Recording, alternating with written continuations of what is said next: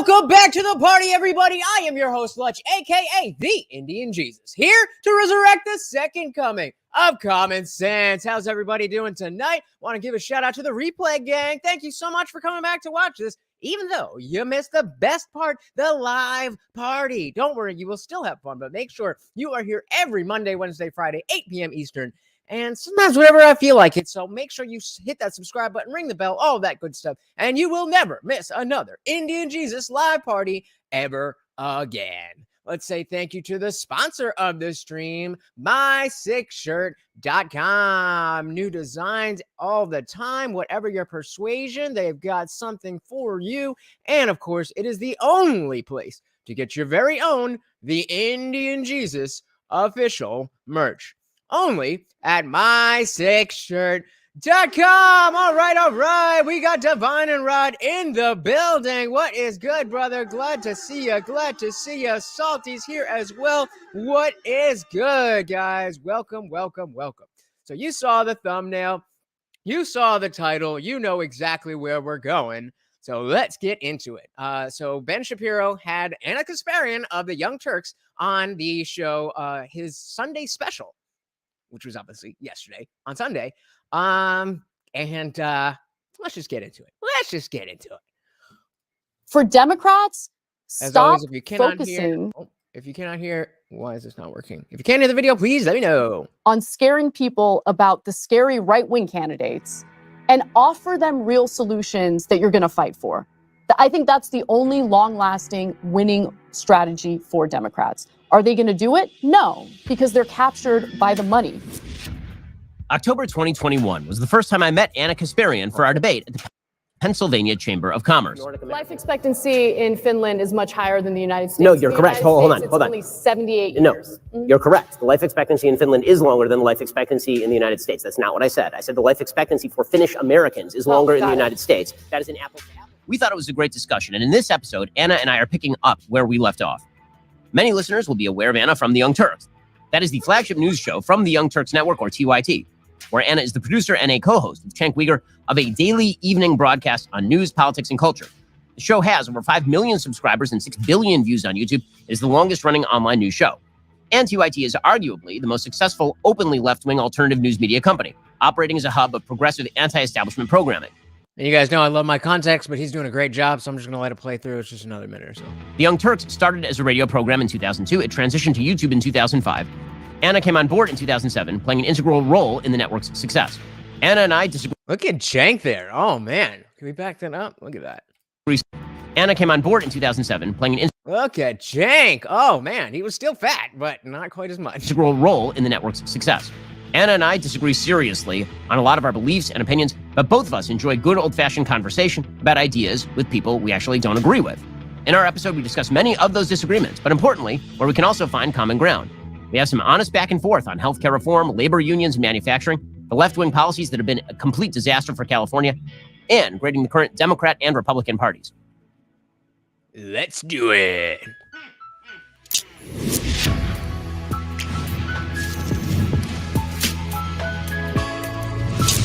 Hey, and welcome. This is the Ben Shapiro Show Sunday Special. I'm really excited to welcome to the program Anna Kasparian. Anna, thanks so much for stopping by. Really appreciate it. Thank you for having me. So first of all, we have to take on the elephant in the room. You are braving grave danger coming on a show like this one. So That's actually a good place to start. That she is, in the lion's den. She, this is probably the people watching this. I can't think of a group of people who would dislike Anna more than anybody who is going to watch this. So kudos to her. It's prompting you to actually join me on the show, because it is hard to get people who disagree on shows like this one, for sure. Well, I think that it's important to talk to people you disagree with, debate and hash out some of the ideas that we have and the differences we have. I'm not afraid of my political views. I'm not afraid to admit when maybe I got something wrong in the past and maybe I've evolved on my political views. It's just really, really important in a functioning democracy to have Americans see one another as fellow Americans, as opposed to an identity that needs to be super combative with a different identity. And Okay, I'm with her so far. But I don't know how long we're gonna keep up with her. So let's see. I think that's what we've kind of. Make sure you hit the poll, guys. turned into. You and I clearly have a lot of disagreements on policy, disagreements on culture, but it doesn't necessarily mean that you're an awful person. It doesn't mean that I should be afraid of you. If anything, I should prove that I genuinely believe my political views by engaging in these debates. If I can defend what I believe with actual facts, statistics, empirical evidence, well, that only proves that there's good reason to believe in the policies that I'm promoting. And it's easy to be in an echo chamber where everyone already agrees with you, but you're not kind of like your show really being challenged. So I like to be challenged. I like to put my political ideas to the test, and I think this is a good opportunity to do it. Yeah, this is one of the things that I really like about you as a person. We actually got to know each other when we did a debate about a year ago, I think, over in Pennsylvania, and we were talking in the green room beforehand, and we got along as human beings. And one of the things that's nice about conversations like this is, again, what you say I think is super important, which is that the social fabric of the country is going to be built on the idea that people can have conversations like this, and yet it's considered so unusual and so crazy. Have you gotten any blowback for being willing to do conversations like this one? I have. I will say, it is a small portion of a very loud group of self-identified leftists on Twitter, for instance. They'll get very upset. They'll accuse me of platforming you, even though, I don't know if they notice, you've got a bit of a platform on your own. I don't need to help you in building a platform or platforming you. I think that So while she's talking about that, Salty's asking, which is more important in politics, facts or opinion? And you would think that obviously facts, but when it comes down to it, I really do think it is opinion, because clearly the facts don't really matter to that many people at all. And so unfortunately, I do think it is opinion. Very real fear that in engaging in these conversations, you are legitimizing the other side. And my point is, as long as the other side's coming at me with good faith arguments, they genuinely believe what they're saying, having these debates is important in actually deciphering what you as the viewer believe, right? Because if you're only listening to one side, if you're listening to leftist media, liberal media, and you don't get the other side at all, your policy ideas are never going to be challenged. You're not going to hear the other side. And I think it's led to this culture right now where Americans overwhelmingly seem to have difficulty with nuance.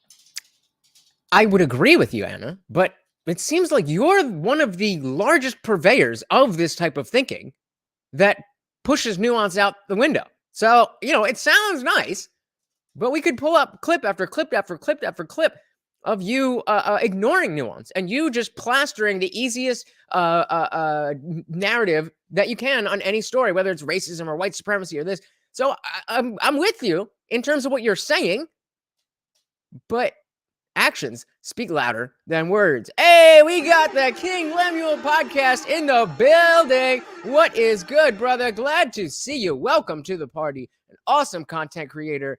Definitely go check out his channel. Doing great stuff over there. Welcome, brother. Welcome. Right? Everything needs to be black and white.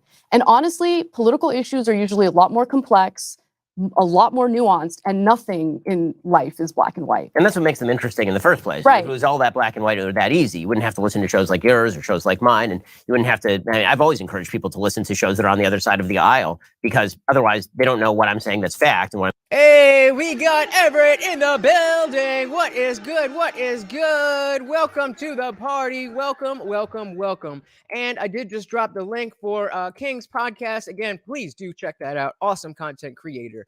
Welcome to the party, everybody. I'm saying that's opinion. And so I think it's really important for people to hear conversations between people who really, really disagree. You used a phrase there that I think is really important, good faith. And this is one that I've had to kind of think through myself, because obviously there are conversations that are not worth having. You'll have people online who will say, you should go talk to this person. This person happens to be, like dregs of the earth. And then you say, well, I don't really wish to talk to, and they say, well, you say you're willing to talk to pretty much anybody. So how do you draw that line? How do you draw the line between somebody who is worth talking to, somebody who's acting in good faith, and somebody who's not really acting in good faith? So that's a good question from Ben. And again, just based on what we've heard her say already, we definitely are going to have to determine, do we go by what she says, or do we go by what we know in the ways that she interacts with other, commentators, news people, all of that kind of stuff. let's see if she's going to be honest and be like, well, if they don't agree with me, then I don't talk to them. And I mean, again, we have to give her credit. She is here on this show right now. But other than a year ago when she was talking to Ben Shapiro, she's never talking to anybody like a Crowder or a Tim Pool or any of these people. So very interested to see what her answer is. But really quick, we got Lee in the building. What is good, Lee? Welcome, welcome, welcome. Said pleasantly surprised by this discussion. Thought it was a perfect example of a political debate between left and right. Can't believe it's the same lady from TYT. Yeah, that's what I'm a little bit afraid of. You know, I do want there to be a good conversation here. But speaking of arguing in good faith, if she's here to say all of the right things, but she doesn't actually represent that on her own show, then, you know, it doesn't really it doesn't really mean anything. And yeah, you know, Jimmy Dore, if you follow Jimmy Dore at all, he used to work for the Young Turks and left because they were full of ish. We can't curse as much anymore. But all right, so how do you deal with it? How do you determine who's acting in good faith and who's not? Well, I think the interaction that you and I had both before and during that debate was really important to me in that it gave me a better idea and sense of who you are. You know, one of the issues I've had in recent years is just assuming that everybody says Ben Shapiro is a Nazi, so I just went with it. Is the characterizing or the caricatures that are drawn of the other side. And I think the left does it, the right does it. So just kind of like lumping you in with, let's say, Tucker Carlson, lumping you in with, I don't know, someone else that I certainly don't think is coming at these debates from a good faith perspective. They're looking for clicks. They're looking to build their public persona. There's a lot of that going on. So she's talking about these people, but you don't talk to any of those people. Not only do you not talk to them and platform them, but you don't even listen to them. And so that's where I think the issue is. I'm not saying you have to be a fan of Tucker Carlson, but if your job is to tell the news, then you kind of have to know what other people who are listening to other news, what that news is telling them, so that you understand what's going on.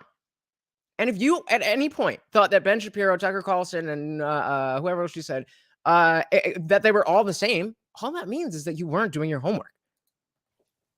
You're a pretty respectful person when we're engaging in these debates. I don't really see you trying to draw caricatures of me as we're in the middle of these conversations. So to me, that's important. You can just tell there's like toxicity, and then there are people that you disagree with politically, but you can actually have a respectful conversation with them. And because I had that experience with you, I was comfortable, again, having this experience today. Wait, so because you already had this opinion in your mind about how some people are going to be, and it wasn't until you already had the conversation, you're like, oh, I was wrong. That's how you determine who you can talk to once you've already talked to them? What? Lisa says, should we not give her credit where credit is due? She was completely reasonable in this case. Well, I mean, we're only in the first few minutes, so I don't know how reasonable she is going to be. I've only skimmed through to make sure it's going to be a good show for you guys. But yes, I have already said definitely she deserves credit for stepping into the lion's den and having this conversation in the first place. But as I also was saying that everything that she has said so far sounds good, but does she actually enact those things on her show? And so far, I don't know. In hashing out our differences, but also talking about where there might be some similarities, where we want the country to go, because this country's always had a variety of political ideas, political differences, but there was a time in America where people could engage in these debates, engage in these conversations, and leave feeling that mutual respect for one another, seeing each other as fellow Americans, as opposed to my enemy, the other side. We need to, crush them. We need to do that. I want to move away from that. And honestly, during the coronavirus pandemic, I've opened my mind up to some programming that I otherwise wouldn't have listened to. So, for instance, there's this show called The John and Ken Show. It airs in LA, but I think it's actually syndicated all over the country. So remember, the question was, how do you determine who's good faith and bad faith? She's done a very good job of getting around that question. Hey, we got No Freedoms in the building. What is good? What is good? Being no freedoms. Welcome, brother. Glad to see you. Hey, and we got Mike in the building. What is good? Welcome, welcome, welcome. Said I haven't seen this, but I know her remarks about people that she doesn't agree with. Yeah, they're pretty nasty. And that's exactly what I'm getting to, because Ben just asked her about how does she determine who is there to argue in good faith versus who is there, just for clicks or this or that or whatever. And she kind of sidestepped the question and just talked about like, well, I want to get past all of that stuff and just be in a world where we can all have conversations and whatever. That doesn't answer the question. And I like listening to it because there are a lot of perspectives in that show that I disagree with. But there have been moments where one of the hosts will say something that in the short term I might be offended by or angry about or whatever, but I have to do my due diligence. So I'll investigate it a little bit and think to myself, oh, well, actually, he had a point there. So I think the necessity for nuclear energy is a good example of that. Once I realized right now the technology for renewables isn't quite where we need it to be, where we can just give up fossil fuels and be okay. Well, a good clean energy solution to kind of close that gap, at least for now, would be nuclear. And you say that, and a lot of people on the left have a negative reaction to it. But I think it's partly because they're not typically exposed to other perspectives.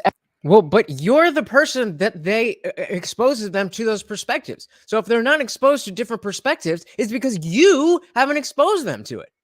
Now, I'm not saying that you should be the end all be all, but if you're trying to have a news show and you're saying, oh, these people, they don't understand it.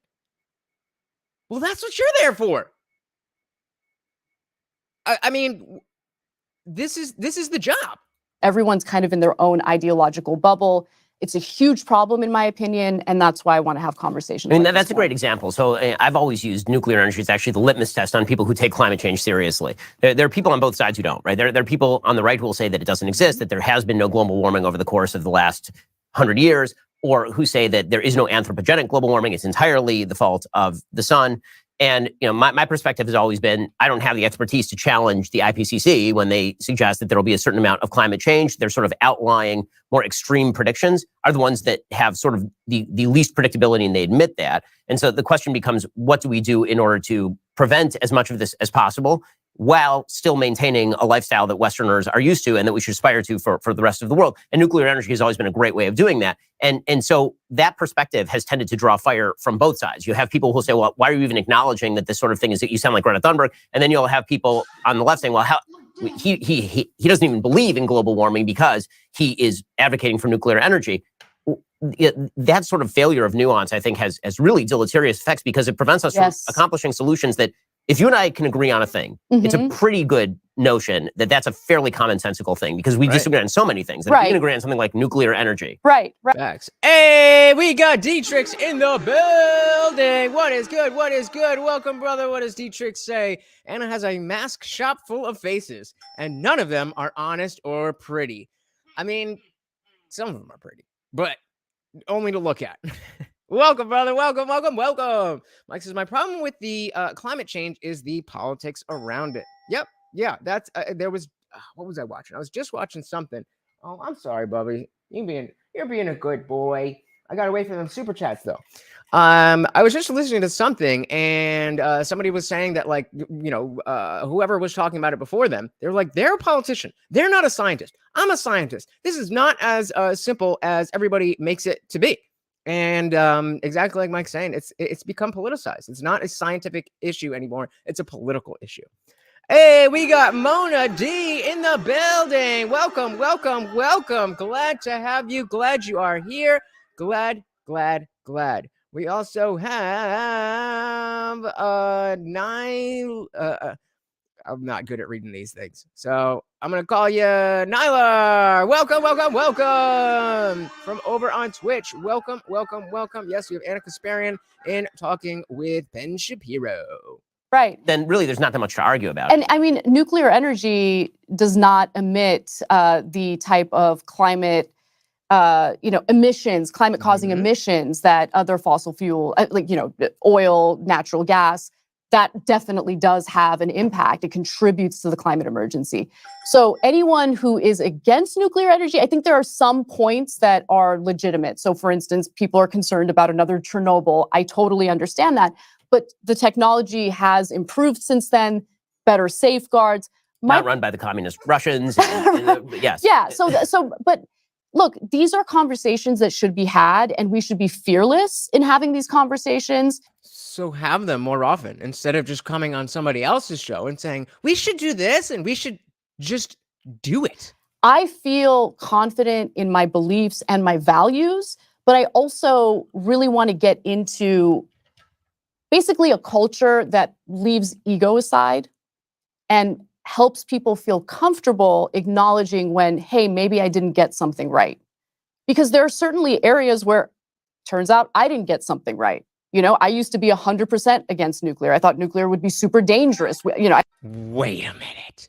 Are you telling me? You, Anna Kasparian, are telling me that you were wrong about something?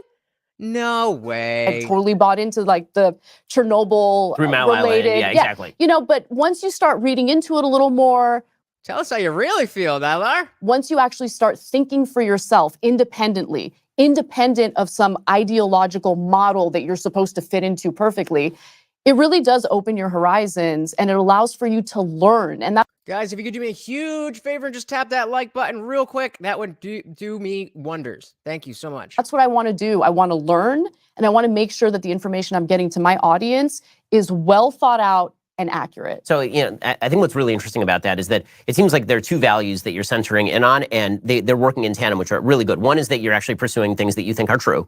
You're trying to get to the truth, which means listening to other perspectives, just from a sort of classically liberal position. And then on the other hand, you're also suggesting that this builds social fabric. And so the point that I've made is that the future of the country, in terms of sort of a national polity, because what we're seeing right now is a giant sort, right? We're seeing people like me move to Florida, away from California. You're still in California. We'll talk about that in a second. You're seeing people in New York get more New York, and people in California get more California, and Florida get more Florida. It's getting redder. And if that's not facts, if that's not bars right there, Florida's getting more Florida, and California is getting more California every day. So the social fabric at the national level seems to be fraying a lot. And so one of the things that I've said is that the future of the country is going to rely on people who disagree with me, but agree that we should be having the conversation. Right. Not siding with people who they may agree with in terms of the political end goal, but foreclose the conversation. Because that way, the social fabric phrase, you get to where you want to go, maybe, but you lose half the country in the process. Right. So it's more important that we are getting to the places that we want to go by the right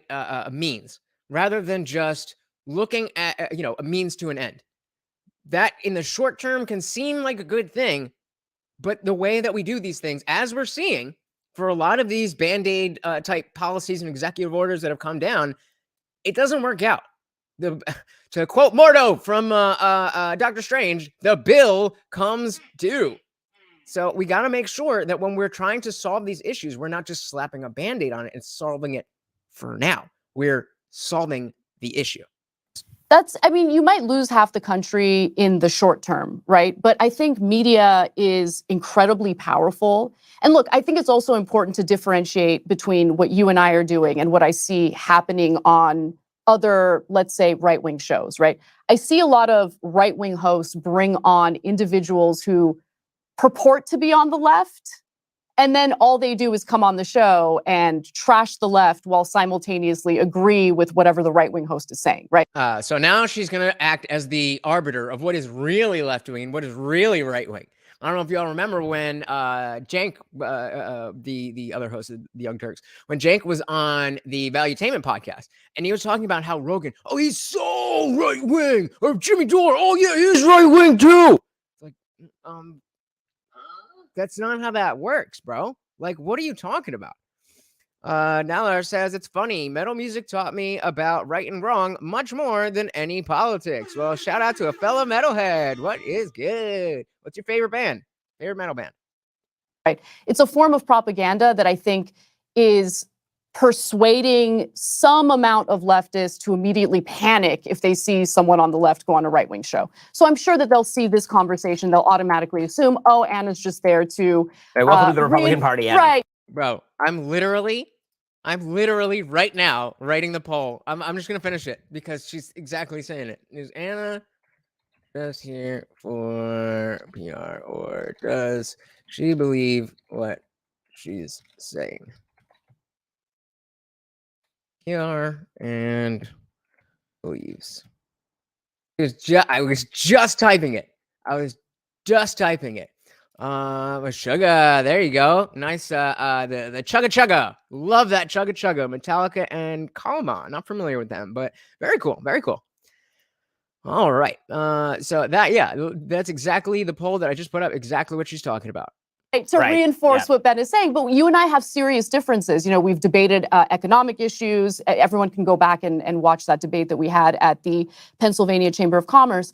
But at the same time, I think there is a difference between the endlessly, I don't want to say sometimes violent, yes. Like, we just need to bring the temperature down for a second and acknowledge that the majority of the country isn't on the extreme right or the extreme left.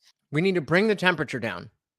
But every single piece I see about I don't watch a lot of the Young Turks, but everything I see is fanning the flames of the culture war. But we need to bring the temperature down. This is what I was talking about. She can say all the right things.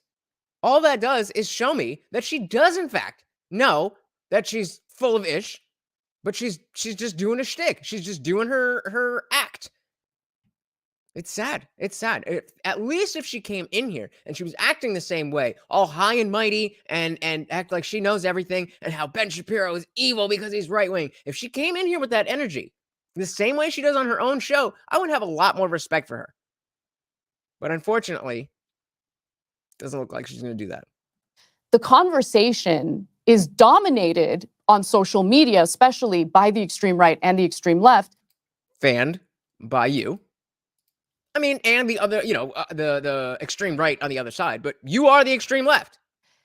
We need to bring the temperature down and actually represent what the majority of Americans are concerned about. Majority of Americans want the same thing. They want healthy, happy families. They want financial stability. How do we get there? And we're never going to answer that question if all we do is pretend like the extreme ends of the spectrum are representative of this country and that we should all hate each other and be super divided. Thank you, Nylar. I do appreciate that. So in a second, I want to talk to you about the incentive structure for avoiding exactly kind of the thing that we're doing right now. So what has she even really said so far? We're 14 minutes into this conversation as far as their conversation, and she hasn't said anything. What is it that you think? What is it that you believe? What is it you're trying to accomplish? You just want to have nice conversations. That's all I've gotten so far. First, it's time to talk about Daily Wire's most trusted. Jesus, that's a long ad. So let's talk about the incentive structures in not having conversations like this. Sure. One of the things that I'm seeing, it's what we would call in the industry nut picking. You try to find people on the other side who say the wildest possible things, or you take them out of context so they sound like they're saying the wildest possible things, and then you critique that in order. Kind of like a typical Young Turk show. Exactly what Nala are saying. That woman hates everyone in her show, and she's spitting hate on every podcast. What is she talking about? Again, she knows what she is doing. She knows what she's doing on the show, and she knows that this is a different, a different forum. And if she were to be real, then she'd get torn apart. So she's just playing nice little meek, whatever. When how many clips of are there of her? I'm better than you. I'm better than you. Like, she really thinks that, but she's coming in here all humble and meek, so that you, not you, but the royal you who doesn't watch the Young Turks and has no idea who this woman is, because why would you? You're thinking, oh, okay, she's reasonable. Then you hear some loony dude talking about, oh yeah, the Young Turks did this, that. You're like, wait a minute, Young Turks, isn't that girl that Ben Shapiro was talking to? I thought she was reasonable. Nope. Or to drive up ire. And I think all of us do this. I mean, we're all in the media, which means you very often are playing a 20, 30-second clip of somebody. It's not a long-form conversation like this one because they're just different formats, and we all get this. I think the audience also needs to understand that that's a thing that happens. What's more, yes, the audience does need to understand that happens. So when the people, at least that I personally listen to, regardless of their politics, when I listen to them and they show stuff like that, show a little clip, they will be very clear that this is a little clip. When you watch this show, the reason I played that first minute, 2 minutes or whatever, where he was just talking about the what the Young Turks is because I want you to have that context. Unlike the Young Turks and very, very, very, very many left-wing sources, they don't want you to have that. They want you to think exactly what they want you to think. Dangerous is when that, I think, carries over into the political sphere, where you have people in each political party who are now attempting to draw and actually incentivize the other party to get more extreme. The idea being, what if we make the other party so extreme that they are unpalatable to the majority of the American people? They elect us, we win, we get to do what we want. Now, that in the short term actually may get them some wins, right? I think this is one of the things that happened in the 2022 election, particularly in the Senate. You saw some Democrats who are actually supporting the most kind of out-of-the-box, crazy Republican candidates like Don Baldock in New Hampshire in the primaries in order to elevate him, thinking, okay, well, that means he's going to lose, which is exactly what happened. It's actually quite smart strategy in the short term, but what it also ends up doing is it ends up fringing out the moderates, meaning like everybody who is not on the fringe is now not represented in the election. And what you've ended up doing is incentivizing the kind of most angry part of one party, and in your own party, making them the most angry that they could possibly be about the other party, as opposed to, what if we all just sort of pick our best candidates and then let them go at it? Can you imagine a world where politics was actually about politics and not popularity? No, I can't even imagine it. So Nylar says, I don't understand what WTF Jordan Peterson is talking about when he's talking. Well, you are in the right place because we cover a lot of Jordan Peterson over here. And my whole thing is breaking down conversations like this so that everybody can understand. And I call this a party because we are having fun in the process. So hit that subscribe or whatever Twitch is. Sorry, I'm not really on Twitch, but make sure you're here every Monday, Wednesday, Friday, 8 p.m. Eastern, and you will learn a lot. In the ring. I mean, I wish that was the actual method and strategy, but you would actually have to have a campaign strategy that offers the voters something to vote on instead of something to vote against. And I think that this has actually been an incredibly dangerous strategy for the Democratic Party because we've been just, running on Orange Man bad for the last 7 years. But that doesn't seem to be working. So we need some actual things to run on. They might feel super confident that their candidates can beat someone who's on the extreme right, but there have been instances where that wasn't the case. I mean, certainly in 2016, the Democratic National Committee was really propping up Donald Trump under the assumption that there's no way Hillary Clinton would lose to Donald Trump. Well, here we are. I mean, Donald Trump won, clearly.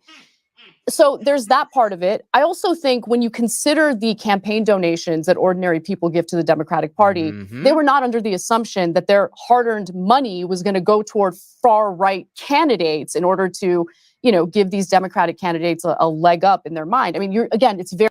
That's a fair point too. There's a lot of people that, and I don't know exactly the specifics, but it seemed like a lot of the in the midterms, a lot of the candidates for whatever office that Trump had backed were not doing well. And so a lot of the money that Democrats were bringing in through their fundraising, they would then go and, make that connection. And it seemed to have worked. But I don't really know what the larger point she is that she's making. Hey, we got Tyler Smith in the building. Tyler Smith is the most right person about every single thing in the world ever. If you ever try to have an argument with Tyler Smith, you will lose every single time. It's terrible. Welcome, Tyler. Glad you're here. Dietrich says that's the most honest thing she's never met in her life. Facts. Republicans need to stop running on we're not Democrats. I think they both need to stop doing that. They both do that. The Republicans say we're not the Democrats. The Democrats say we're not the Republicans. And again, as Dietrich just said, the most honest thing she has never meant in her life. She's right. She just doesn't mean it. Very, very risky to do that. I don't think it's a smart strategy at all. For the Democrats, even in the short term, it's risky. Okay, sometimes they get it wrong. And if you don't give people something to vote for, meaning if you don't have policy proposals, actual solutions that are appealing to voters, are they going to show up just to vote against the person you've been fear-mongering about? Unfortunately, The answer to that question is obviously yes, because who is our president? I don't think it's smart at all. Aside from that, I think what you're saying is also correct in that the conversation increasingly becomes dominated by lunatics. And I don't think that's Here we go. representative of most Americans. So she's going to take positions that are representative of a lot of Americans and twist them into being bad positions and saying, oh, this, normal people can't possibly think this way because this is awful. I know some people on the fringes do, but only really the fringes like Trump. Only the fringes want to keep genderqueer and just the tip out of schools. Only the real, and so this is what she's doing. She's framing it as if like, no, I think, Republicans and conservatives are mostly normal people. It's just all the things they believe make them horrible people. And there's also this problem of lumping in everyone together in like this neat little box. As she often does. Of ideology, right? So I think in the minds of a lot of people on the left, you are the exact same person as Tucker Carlson, right? And I think you're different. I think you're different from Matt Walsh. I think you're different from Candace Owens. You guys are all on the same network.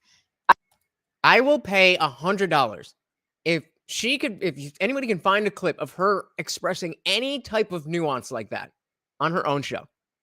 I commend you for having differences of opinion on the same network.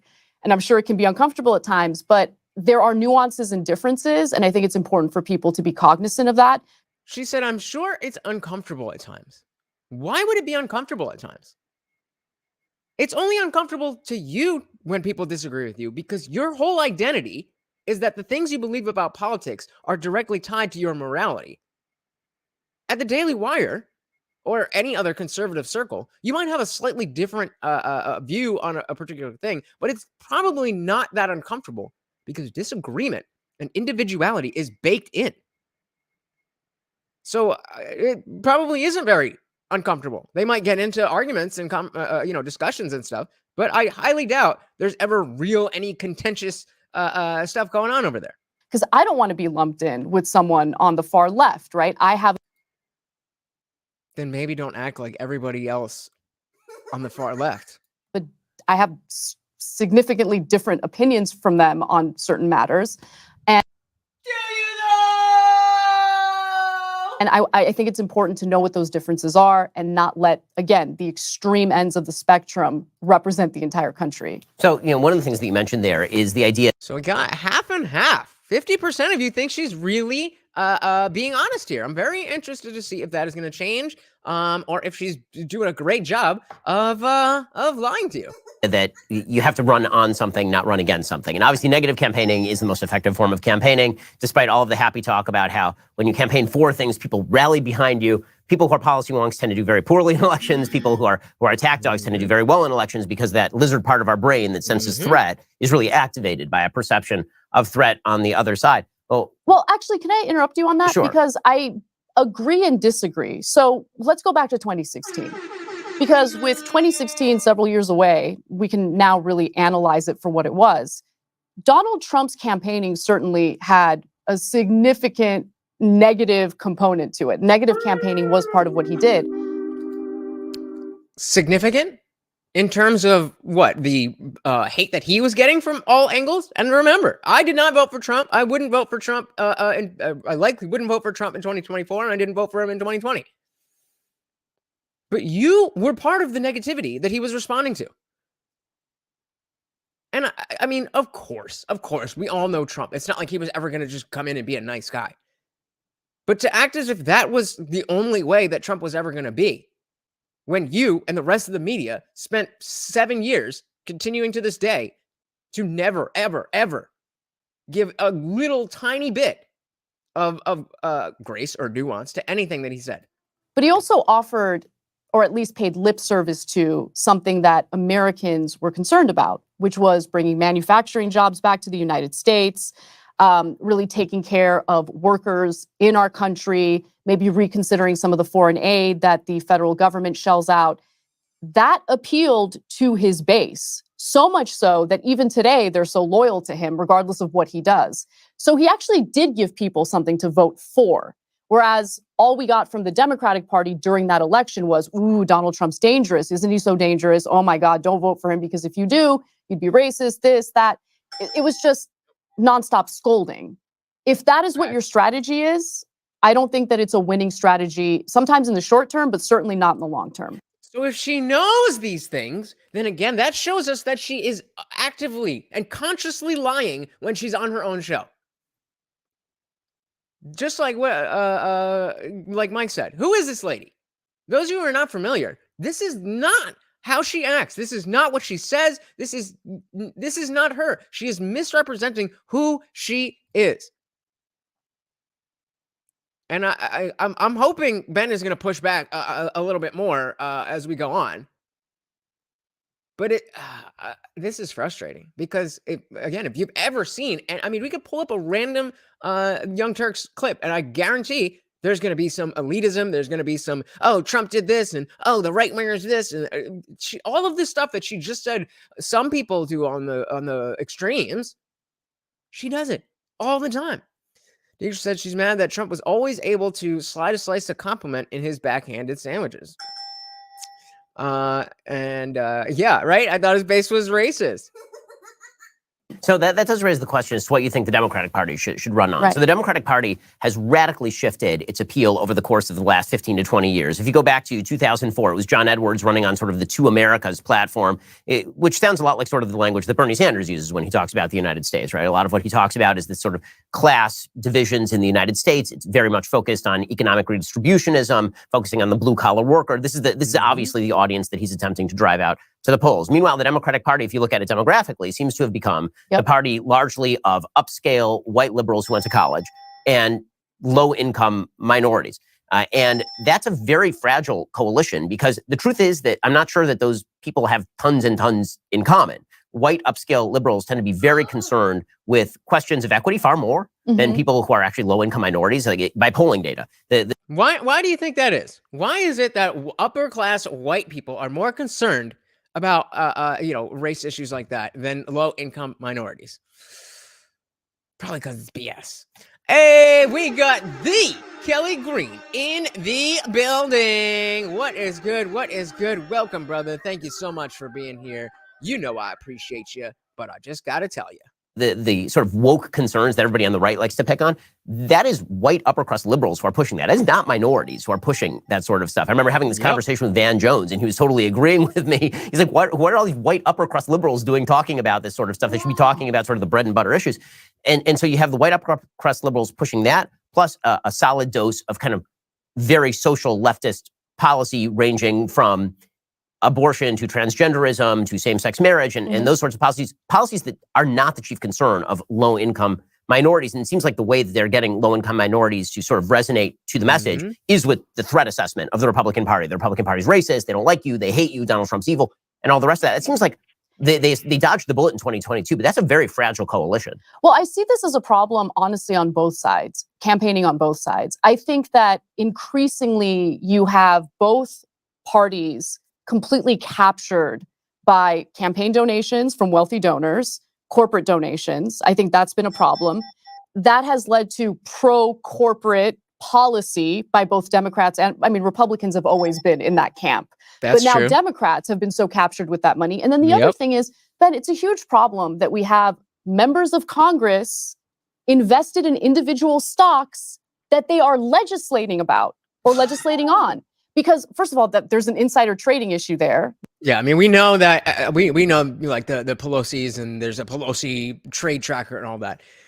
So again, I don't have too much to say that. Like, I agree with the things that she's saying. This is why I call myself, I often refer to myself as a 2015 liberal, because back in the day, this is what liberals talked about. Back in the day, this is what the Young Turks would talk about.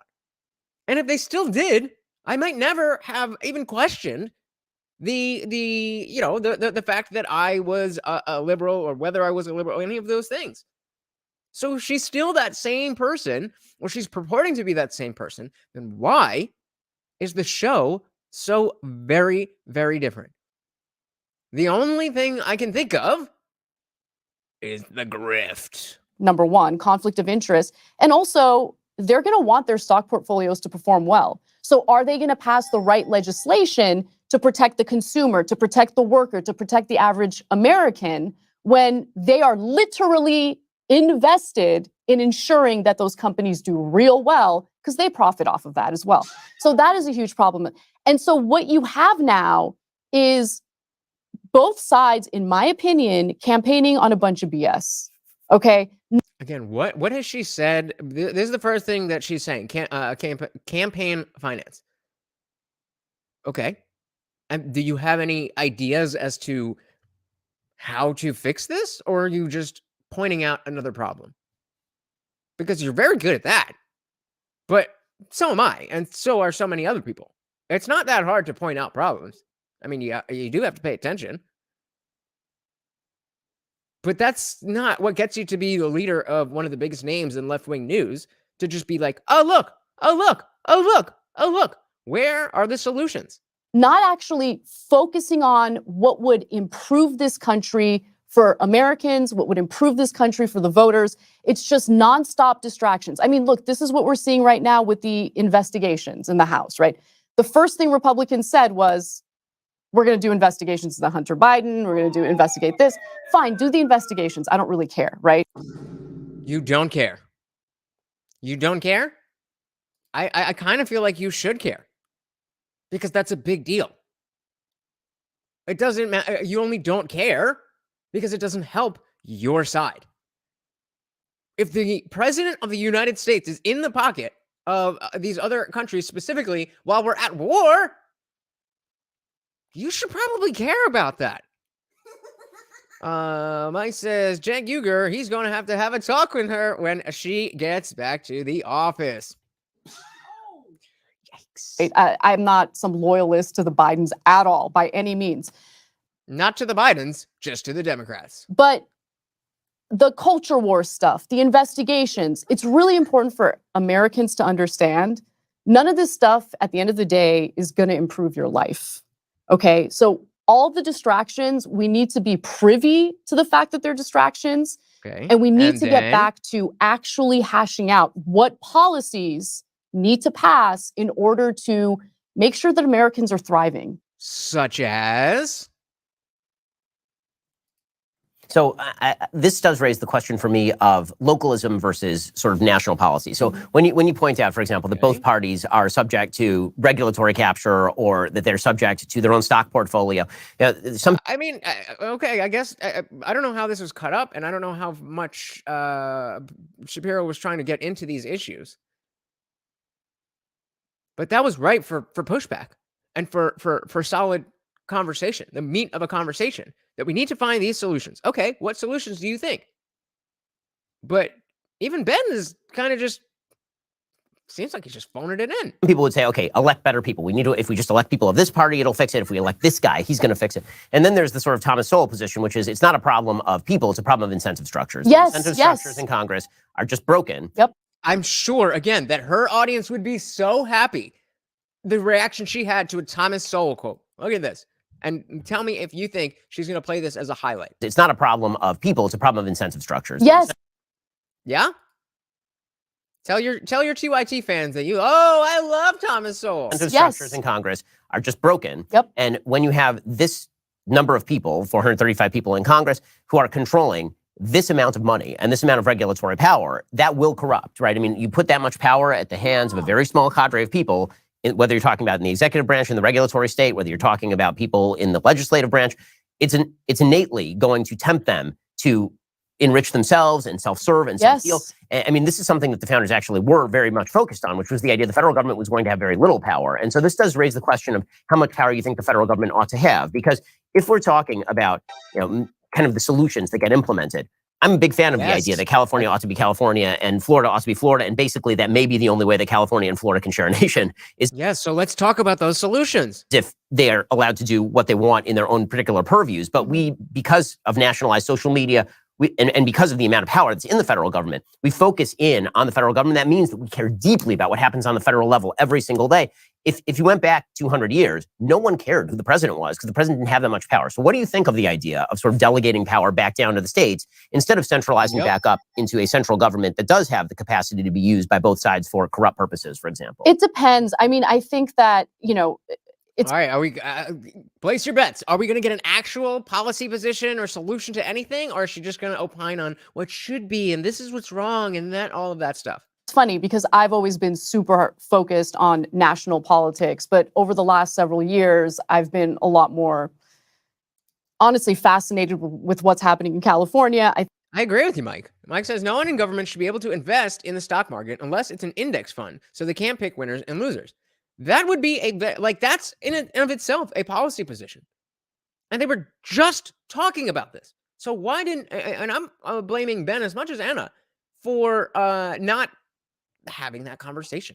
What is the point of bringing her in if you're just going to let her say things and then, just like, okay, well, now let's talk about localism versus nationalism. Like, what are we doing here? I think for obvious reasons. Hey, I'm sorry. I didn't see we got a new person. Neil in the building. Welcome to the party. Yeah, not big fans of Kasparian over here. Unfortunately, I thought we were going to get a smackdown with Ben, but he's going a little bit easy. But I'm hoping he's going to turn the temperature up. Welcome to the party, Neil. Welcome. Local politics is fascinating to me. And in terms of what impacts my day-to-day life, I've realized that these local decisions have more of an impact than what's happening on a federal level. There's a lot of gridlock and a lot of nonsense happening on a federal level. So I think that's part of the reason why it's not coming down to impact our lives on a daily basis. Yet, you want to expand the government. Yet you want more things to be solved by more government. The math ain't mathin', honey. I think the federal government should be tasked with important regulations to protect the consumer because greed is a thing. Okay. Sure. The fiduciary responsibility to shareholders is real. And so how do you balance that with the need to protect workers and consumers? I think you need a federal government and a regulatory body to focus on that. When it comes to civil rights, you need that protection on a federal level. You can't just leave it to the states. Except we're okay with segregating schools and all of that type of stuff. So we definitely need the federal government to make sure that we have the right to do the right type of discrimination and segregation that we want to. You don't want one state to say, nah, we're not into interracial marriage. We're going to ban that. Or you don't want one state to say, oh, nah, we don't want shmashmorshin or porridge, as we call it on this channel. We don't want that, right? Oh, wait. That seems to go against what you're talking about.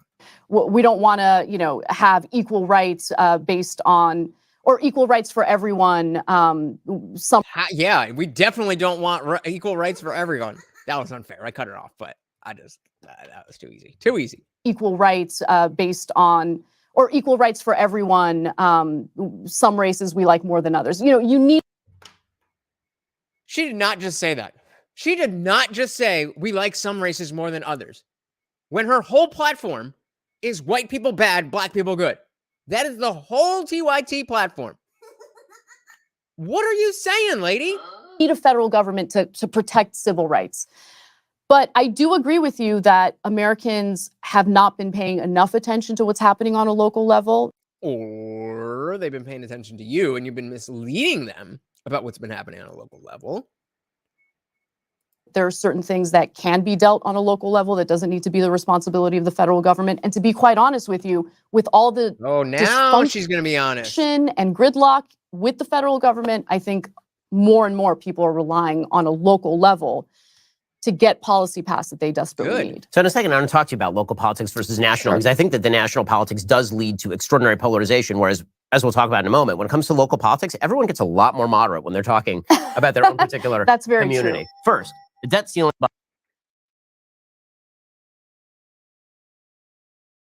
Okay, my friends over at Birch Gold will get you started. Get some gold. So let's talk about the local level. So we're talking about the. So again, we're coming up on halfway through here. And we've established that they want to get rid of, money in campaign finance stuff, and that they would like solutions. Anything I'm missing? That seems to be about it. The sort of conflict at the federal level, and federal politics tends to bring out, I think, the worst in people, mainly because it feels like, okay, for me, I'm a Floridian now, which I'm very happy about. People from New York keep trying to tell me what to do. Why can't they leave me alone, leave my children alone, leave my life alone, leave me alone? If you leave me alone in my community with people who I have chosen to live with, which means that we are going to have much more commonality of interest, we're going to come to a policy that works much better for me and my family than people who live 1,000 miles away and who don't know me, don't know my family, don't care about me. And I think that, that return to localism may be the only way forward for the country. I want to talk to you about what's happening in LA. So obviously, so before we go there, Michael Malice says that he thinks it's good to have gridlock in the government. I kind of agree. So I would definitely need to hear the context, because as an anarchist, it sounds like he might be saying it's good to have gridlock in the government to highlight how bad the government is and we should get rid of it. So I would need a little bit more context if you know the context in which he said that.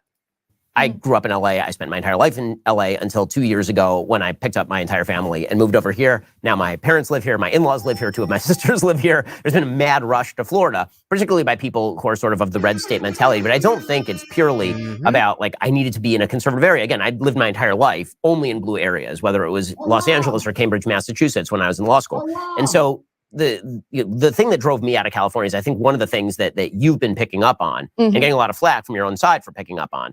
And that is that LA has just become a trash heap. I mean, it's been governed awfully. Forget about who's governing it. Right. The policies that have been used to govern it are just terrible. You have an increase in crime. I know I'm not. Does anybody know how the Young Turks, but more specifically Anna, feels about Gavin Newsom and the Californian politicians? Because she's saying she's nodding her head and agreeing, but I'm pretty sure she wants you to vote for all the people that are in power right now. I know for a fact she doesn't want you to vote in Republicans. So what is she agreeing with? Homelessness has taken over the streets. And when I was living there, I mean, I've pretty famously talked about this. And it was the kind of place where I had a very nice house in a pretty decent neighborhood, and we had a gate in the front. And we would open the gate, and there would be a homeless person face down in the gutter, Edgar Allan Poe style, or there would be a guy outside the house shooting heroin into his foot. And I've got like a 5-year-old. And this sort of stuff has become incredibly common in LA. You noticed it, and you've been getting all sorts of flack for it.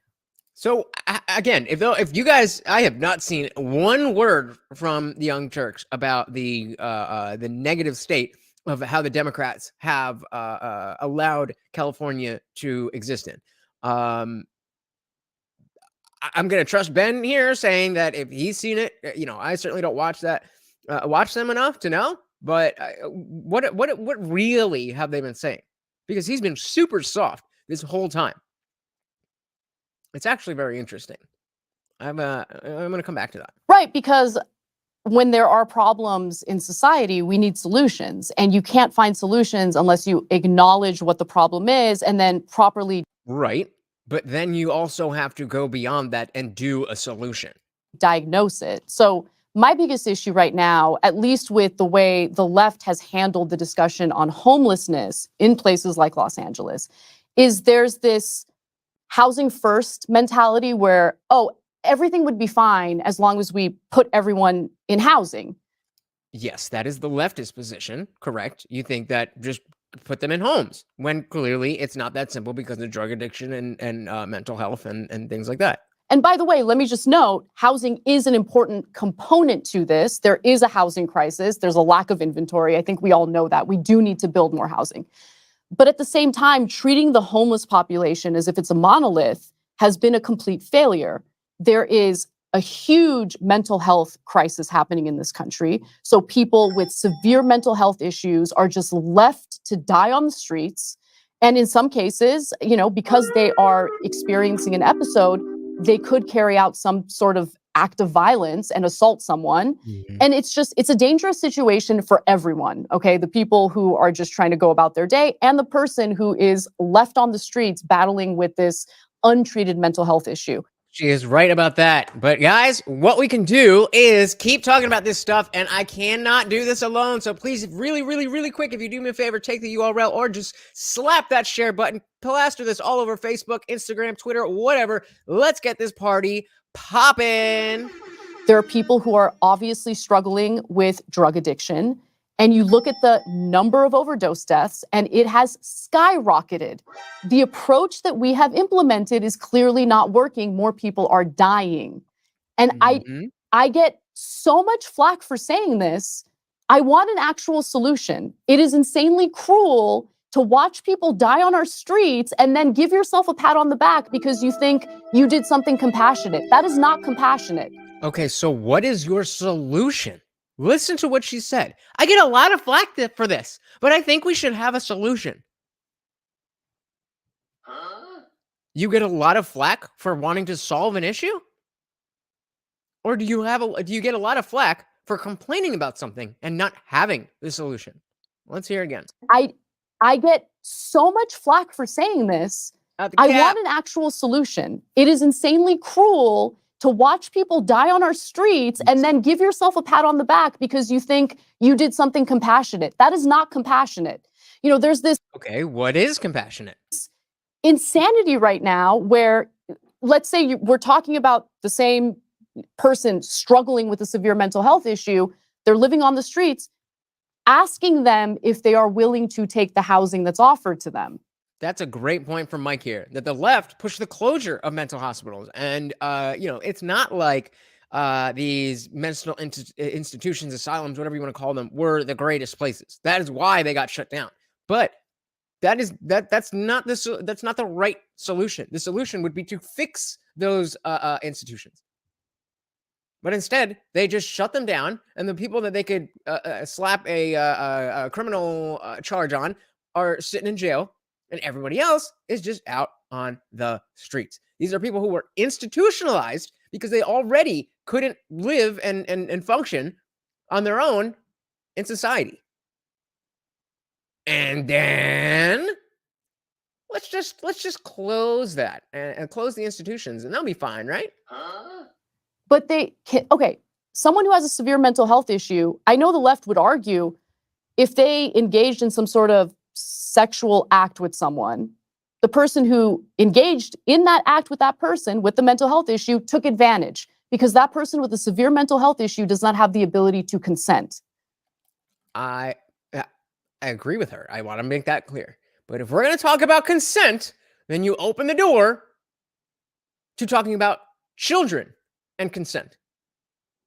But I highly doubt they're going to go there.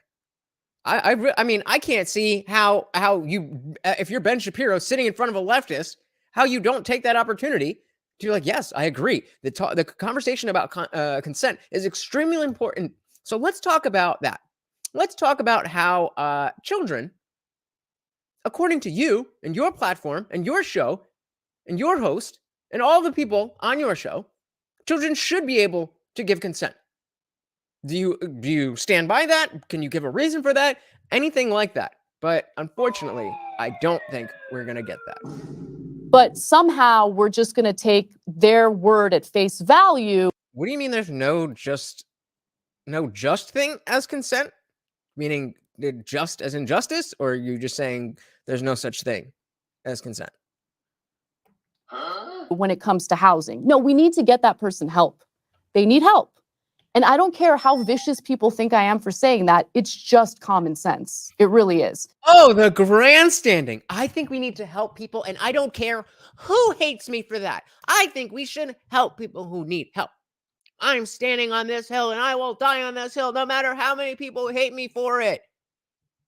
I just think that, if people need help, then they should be helped. What? Who's giving you crap for that?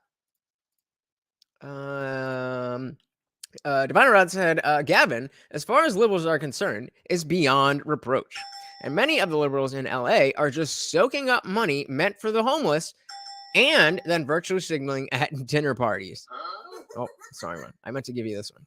Not the, because I understood that 100%.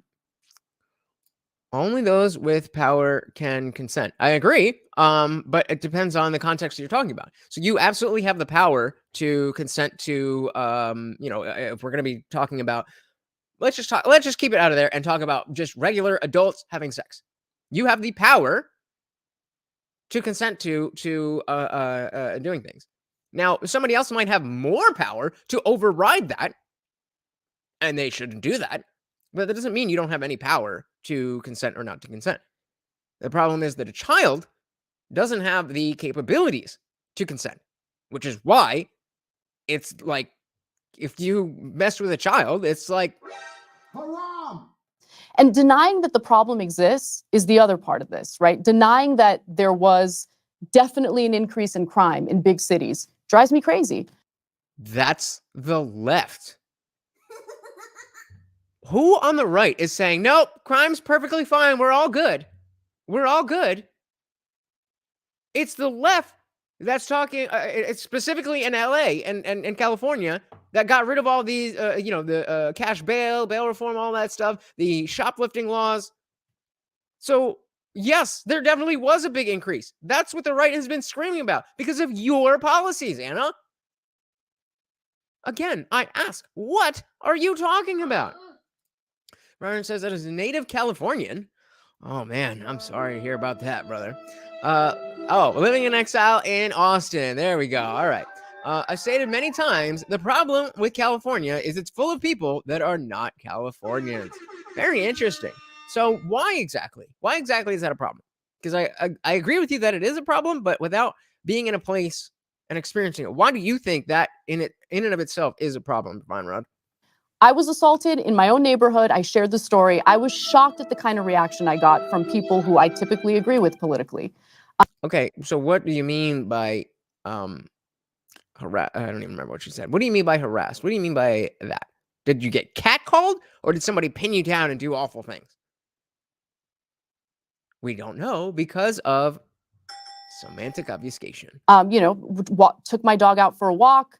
Two guys who were clearly on something. They appeared to be homeless, were walking by me or behind me as I was bending over to pick up my dog's mess. One of the guys grabbed me by the hips and started thrusting at me with an erection. And I know that I wasn't raped. I get it. But at the same time, that's not the standard. Something like that for a woman. Yeah, I'm not gonna. That's don't do that. Who does not have the ability to defend herself in that moment. I had no weapon, no nothing. Well, that opens the door, Ben, to have a conversation about why you didn't have a weapon. Maybe if we didn't have the politicians that we had, you would have a weapon. You wouldn't be afraid of weapons, and you would have been able to protect yourself in that situation. Although I am not at all excusing the behavior of the people in the story that she's telling, assuming she's telling the truth. I don't care enough to determine let's just take her word for it. But again, doors are being opened left and right, Ben, and you're just not taking them. I have to think about that at least twice a day when I take my dog out for a walk. Okay, and that's a horrible thing. That's a horrible thing to have to think about that twice a day. But the problem with your argument is that is way less likely to happen to you or any other woman than to a man. It is way more likely that a man just out on the street is going to get attacked in any way than a woman. But because of your ideology, you think that is uniquely a problem for you. And because you're all talking about diagnosing the problem and making sure we understand this and understand that, because you're not willing to see another perspective, you don't understand the problem. And so your proposed solutions, if you had any, are not going to be appropriate. So Byron originally was saying that California is full of people that are not Californians. Once out of LA, San Francisco, and the coast, California is every bit as red as Texas. Really? As are most of my friends. And I was born in LA and will always be a proud Californian. Well, good for you. I did not know that it was so red outside of the urban areas. I mean, typically that's how it is in any state. The big cities are going to be more blue, and as you move away, they're going to be more red, especially in the states that have like real rural areas. But very interesting, very interesting. Thank you, Divine Run. It is traumatizing. Yes, I've gone to therapy about it. I'm working through it. That's not your personal problem. That's because you were assaulted. Yes. What's making it worse, though, is that I'm the bad guy for sharing this story and saying, hey, we can't just let this kind of stuff happen. We need to find real solutions for it. You're not the bad guy for saying that. You're the bad guy for saying that and then giving bad solutions that don't help. The solution is to get a gun so that you can protect yourself. But no, never. It's utter insanity to me that has become a matter of public controversy. And this is why I say that when people in their communities see the problem, there should be broad-scale agreement. But you do have a cadre of people who live in a lot of these cities, and I will say in blue cities particularly with crime, who are not affected by crime because they're not living where you live. Yep. Which you live in a fine, I mean, where you live, I know that area well. It's where I lived most of my life. It's a fine area, but it's not up in the hills, right? I mean, It's not up in Malibu. And it's not at Barbara Streisand's estate where she's got armed guards outside. Guys, we're 50-50 on the poll. I'm very interested to see what you think. So if you have not voted, vote on that poll. And so those people who are really spending a lot of money and making policy and deciding on no cash bail and all the rest of this kind of stuff, and we can't. It's an aspect of freedom. There we have to go. have the ACLU suit to make sure that the police are not allowed to remove people's stuff from the street because it's an aspect of freedom to be sleeping on the street and The fact that those people are so disconnected from the concerns of everyday life that it becomes a sin for you to mention the consequences of their policy is so dangerous because how else are you going to adjudicate whether the policy is good or bad if you can't talk about the consequences of the policy? Well, let me give you another example. This happened recently, and I was really happy to see it because it's important for these groups to speak out about what they're experiencing in California. Because she's lying. So members of the NAACP. Or maybe it's because unlike on her show, when she's always lying and she's used to that, she's actually being honest, and that is scary because as soon as she goes back, wait, I need to change that one to overlap. Hold on, we can do that live. Hold on, that one's too good. That one is too good not to have the overlap. Wait. All right. Slapped. All right. Sorry. In the Bay Area, and we're talking about the NAACP, they're starting to speak out because they don't feel safe. They don't want their children to walk past, people smoking meth, injecting whatever, taking, fentanyl and all that. They want the city to be a lot more proactive in doing something about this because they feel that the communities that are overwhelmingly impacted by this happen to be poor minority communities. And that is true. So you can't on one hand pretend like you care about these communities, you care about equity, you care about all of this, when the policies that you are promoting and advocating for are making it incredibly difficult for their children to grow up in safe neighborhoods, clean neighborhoods. I mean, we're spending in California billions of dollars every year on making the problems worse. Our schools need more funding. I mean, it is insane. What we're seeing right now is insane. I don't care if anyone gets mad at me for saying these things. But we should totally stop doing all the things that I've been pushing for on my show for the last however many years. Listen to the problems that she just listed. Who is the one pushing for these policies? I mean, we're spending in California billions of dollars every year. Who's we? Who's we? Democrats. On making the problems worse. Why is that? Did you have a vote on those? Did you call your congressman or senator? Did you protest? Did you do any of these things that would affect these things in the way that you're saying is bad? You did. That's how you make your living, honey. Our schools need more funding. I mean, it is insane. What we're seeing right now is insane. I don't care if anyone gets mad at me for saying these things. If you're not living it, if you're not experiencing it, if you're not seeing it, and if oh my God, the irony. If you've chosen to ignore members of the NAACP on this issue, then maybe you need to, if Ben doesn't go in right now, I'm going to be so disappointed. Like, bro, you're just letting her just talk shit. What are you doing? Reevaluate what your values are. Exactly, Mike. Yeah. You need to say these things on the Young Turks, not on a Republican YouTube channel. We already know this stuff. We already agree with this stuff. And that's why I was asking if you guys thought she was being honest or if she was just coming in here for good PR. And so people who don't watch the Young Turks see this and like, oh, Anna's not that bad. Sorry, guys. She is that bad. In fact, she's even worse. Because like I said, if she came in with the same energy that she has on her show, I would have a lot more respect for that. But coming in like this, acting like you're not the same person who would say vile things about Ben.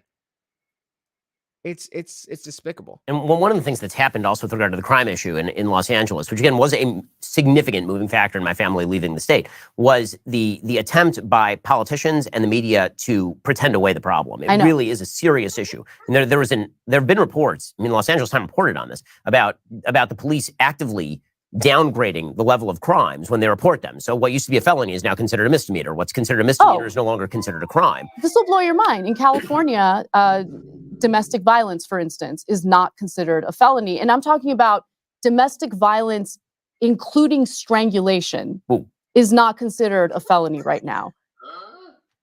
Child trafficking in California, believe it or not, has been downgraded to a misdemeanor. How does that make any sense?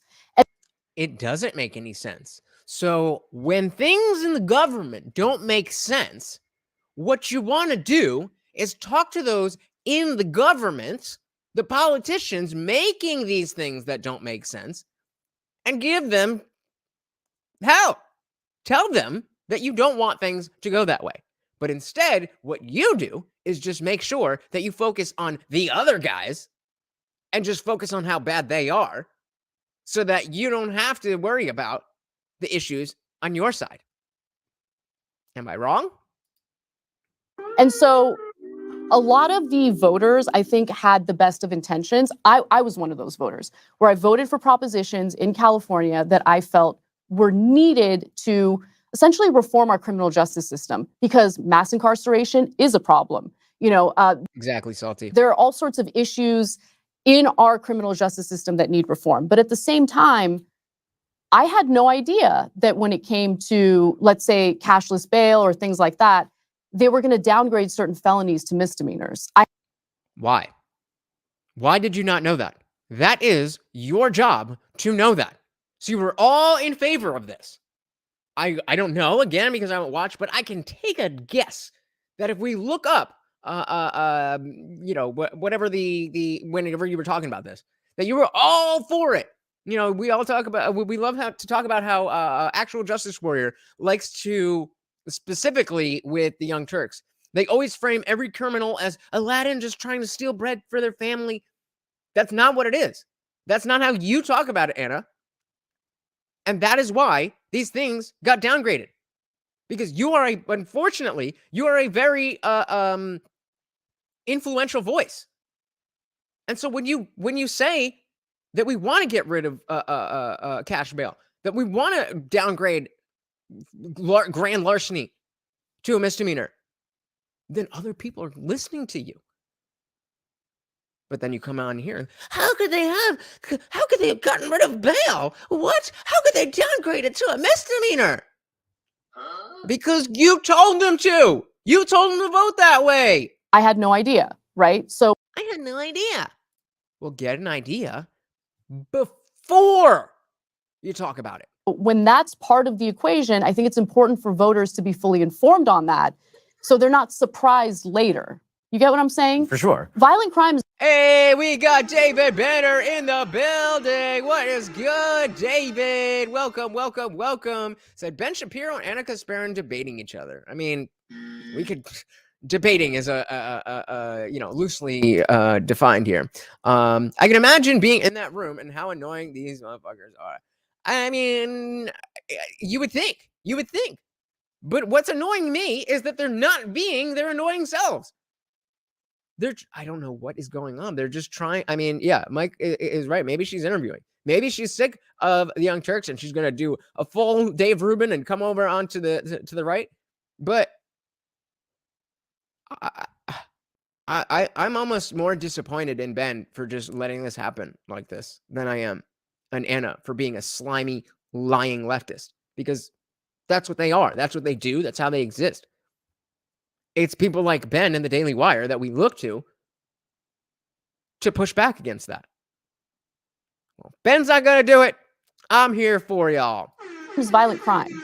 Do you think people are going to wake up to this? And if so, how does that incentive structure work? So California is essentially a one-party state. Los Angeles is essentially a one-party city. Even if you're a Republican like Rick Caruso, you have to run like a Democrat in order to even get a share of the vote. So what are the alternatives in cities like this? So, I mean, you're obviously somebody who disagrees with a lot of your party on some of these issues, or at least the more radical wing of your party on some of these issues. You know, I've always considered myself a conservative, not a Republican. So there are situations where I've said I'm not voting for this candidate because this person does not meet with sort of my minimum standards for who should hold office, or this person is somebody who I did vote for, but now I'm unhappy with them.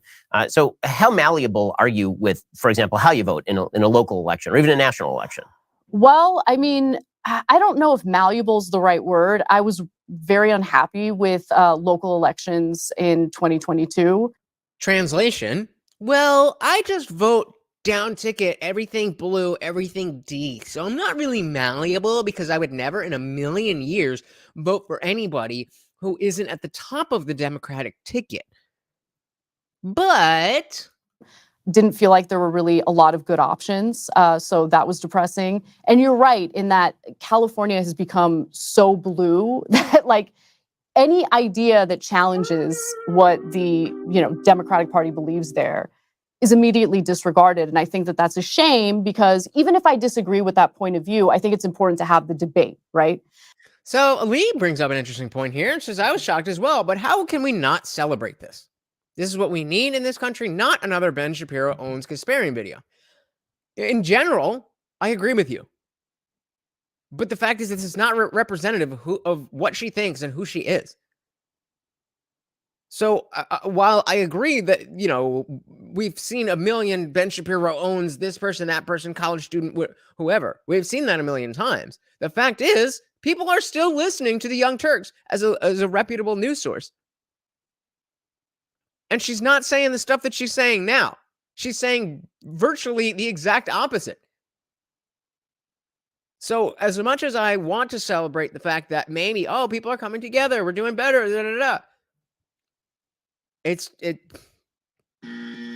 So I actually really enjoyed watching Karen Bass debate Rick Caruso.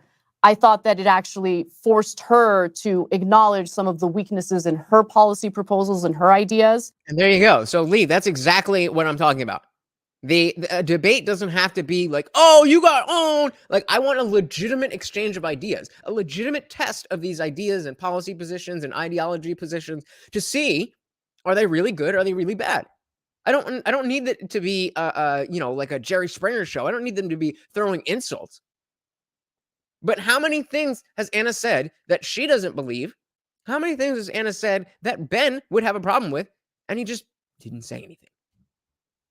What is the point of this? If that's what you're going to do, you're just going to let somebody come out and not only spout their BS, but pretend that they stand for something else when you know that's not the case. The left is the ones who talks about platforming people and how that's so horrible and wrong. I don't think it's wrong at all to platform anybody.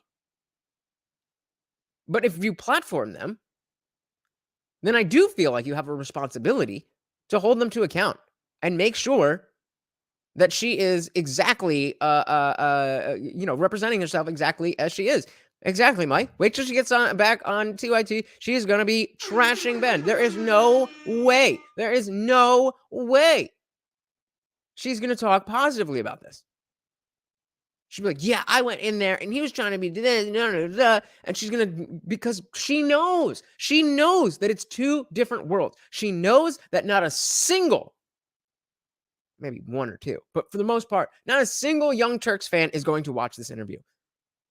And she knows that very, very, very, very, very few people who don't already know who she is and what she's about are actually going to, research it. So she's doing the math and she's like, all right, I could probably get away with this. The realities are bifurcated enough that the Young Turks people will never see the BS that I'm saying over here on Ben Shapiro's show. And the Ben Shapiro fans are never going to come over and watch me trash him as soon as I'm done with this. So, winner right there. Round said, make no mistake, in Austin, many just as liberal as LA, and the white guilt is thick. It's almost laughable. Yep, it's not as simple as that. Tyler says, one thing for sure, she's either lying and creating hyperbole on her show, and she doesn't believe that stuff, or she does believe that stuff and she's lying to Ben about her beliefs. I would say both are true. Exactly, Mike. Exactly. And I don't know. I mean, I'm seeing her make some moves that I like. So hopefully she continues in that direction and she improves LA. I'll wait and see what happens before I really give my full judgment on that. But I think the most important thing to do is for media figures to start having their viewers feel comfortable having conversations with people they disagree with, really, because they're not getting the full perspective. If they're relying on left media, they're getting one perspective and they're not hearing from the other side at all. And when they do hear from the other side, they're hearing from the extremes saying insane lunatic stuff. And they think that that's representative of... Such as what? Lunatic stuff such as what? What are we talking about? This is such an esoteric conversation. You're not talking about any things. You're just talking about ideas and solutions. We should have solutions to things, and we should talk about a thing. Pick an issue and talk about it. Everyone on the right, and I don't think that's necessarily true. We'll get to more on that in just 1 second. First, let's... on local politics, we mostly cover national politics. So, when you look at the current state of the parties, it looks like the Democrats are in a state of strength. Obviously, the Republican Party has been in a significant state of disarray for quite a while. It's funny you say that. I was about to... Is it though? Say, I think that that's actually masking a lot of divisions underneath the surface in the Democratic Party. I think the Democratic Party has sort of an eggshell skull. I think right now, because the Republican Party decided to raid the local homeless shelter for their candidates, the Democrats have been shielded from the consequences of their own bad issue choice and some fairly bad candidates of their own, ranging from people who literally had strokes in the middle of the campaign to a president who does not seem capable of carrying out his office. I'm going to ask you to diagnose the Republican Party in a second and which direction you think that Republican Party is going to go. And then we can get into where we really disagree, because we've been doing too much agreeing so far. But all right. At least he addressed it. We've been doing too much agreeing so far. We're only about halfway through. So maybe they're just being professional. Maybe they're just warming up. I'm hoping we get into and again, I don't need a screaming match. I don't need I don't need ad hominems. I don't need insults. What I want is an honest discussion about what these people believe. We all know that they don't think the same things, and that's okay. You want to show that it's okay to have you want to show that it's okay to have conversations with people who don't agree with you? Then have the conversation. You're not having a conversation. You're just saying things. But if you're diagnosing the Democratic Party, what's the direction you think the Democratic Party needs to move? And can Joe Biden be the guy who leaves them there, or who else is there? Because that seems like kind of a thin bench. Well, Ben, I think we're going to start disagreeing right away because I think the only winning direction for the Democratic Party is in the direction of FDR. And that's the reason why in the beginning of Biden's term, his team tried to paint him as like the new FDR. But I mean, why? Because FDR didn't have legs that work and Biden doesn't have a brain that works? He couldn't be further from the truth. I got to be honest, right? Like the good provisions within Build Back Better died. He didn't even fight for them. I don't even think he actually wanted those provisions to pass. I think it was all for show. Look, the most important thing, in my opinion, is to take care of Americans, make sure they're thriving, protect workers, protect consumers. That is my focus. I think people want to live in safe communities, clean communities. I don't think it makes you some crazy rabid right winger to want that. I think everyone wants that, and they need to be honest Say about that on it, your right? show. Say that on your show. You won't. Listen again. Crazy people want to live in safe communities, clean communities. I don't think it makes you some crazy rabid right winger to want that. I think. But we again, if we search something with her talking about housing and Republicans have some opinion that's opposite of hers, she would say that you are some crazy rabid right winger who doesn't want people to have a home, or you don't want them to exist, or something like that. I don't know, some BS. You would not be saying this on your show. And he says, I think you guys wanted a fight, and this isn't a fight, but that's a good thing. The fact that even someone as hostile as Anna can have a civil conversation is kind of amazing. It's only civil because she's lying, Lee. I'm with you. I'm with you that I like I said, I don't want to fight. I want a discussion, a real discussion of the positions that Anna holds and the positions that Ben holds, and why one is better than the other. It's all well and good to get along, but that's not what we're here for. We're here to understand the differences between these people's platforms, between these people's ideologies. So if they're not representing what they actually think, and B, if when an idea is presented, there's no pushback, then what are we doing? I think it is good, Lee, that people from across the aisle talk to each other and have civil conversations. But there's a difference between a civil conversation that is meaningful and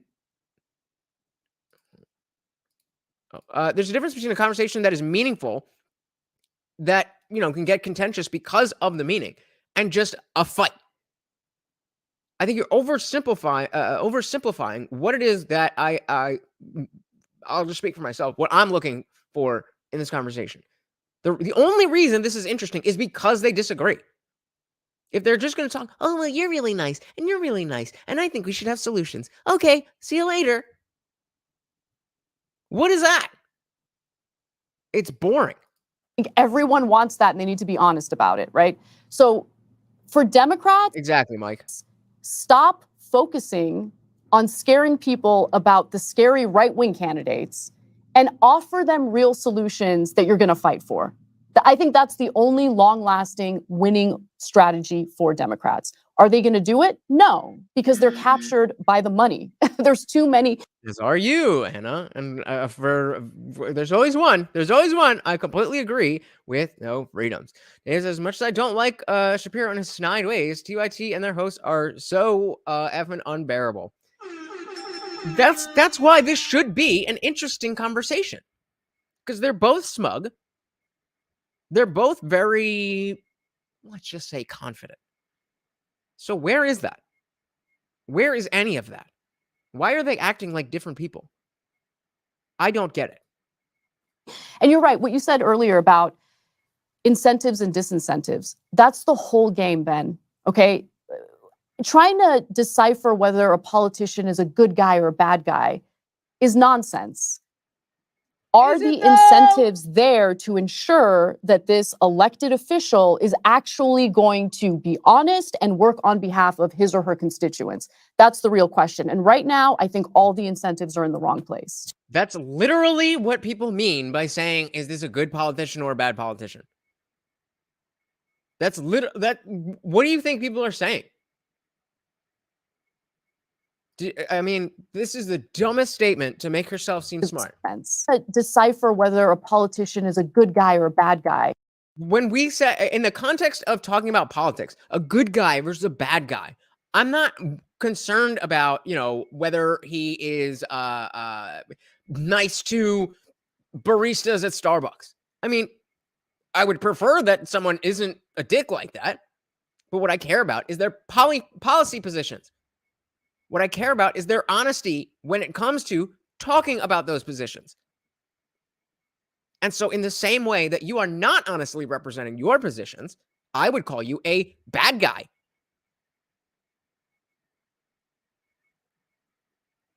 It's about honesty. It's about transparency. It's about understanding. And both of these are purposely trying to obfuscate what the reality of their positions are so that they can get along better. What I think Lee is referring to is that if they were having an honest debate and it went like this, that would be something to celebrate. But the only reason it's so civil is because they're not honestly debating anything. Is nonsense. Are the incentives there to ensure that this elected official is actually going to be honest and work on behalf of his or her constituents? Again, that is what we mean when we say good guy or bad guy in the context of politics. That's the real question. And right now, I think all the incentives are in the wrong place. So what's Okay, so where are the incentives and where should the incentives be? That is the conversation. That is what we are looking for. And then Ben can agree that those are the right incentives and they should be in this place, that place, whatever. But you're not saying anything. what's the number one policy you'd like to see the Democratic Party pursue? Okay. You're a legislator now. You've been elected president. What's your first initiative as president of the United States?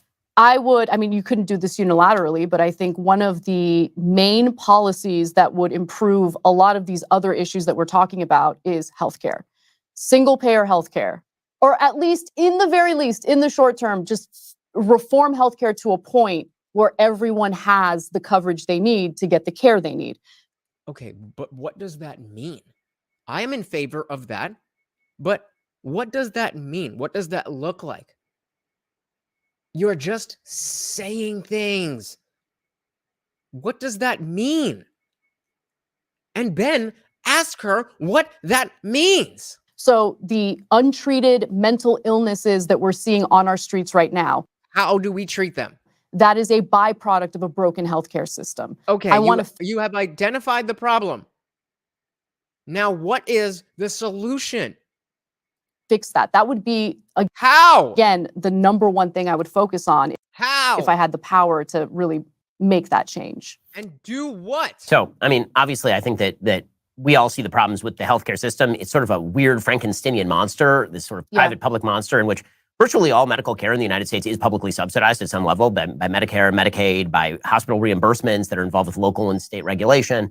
The levels of regulatory thickets and the amount of administration, the administrative cost for healthcare in the United States is extraordinary. Yeah. It's extraordinary.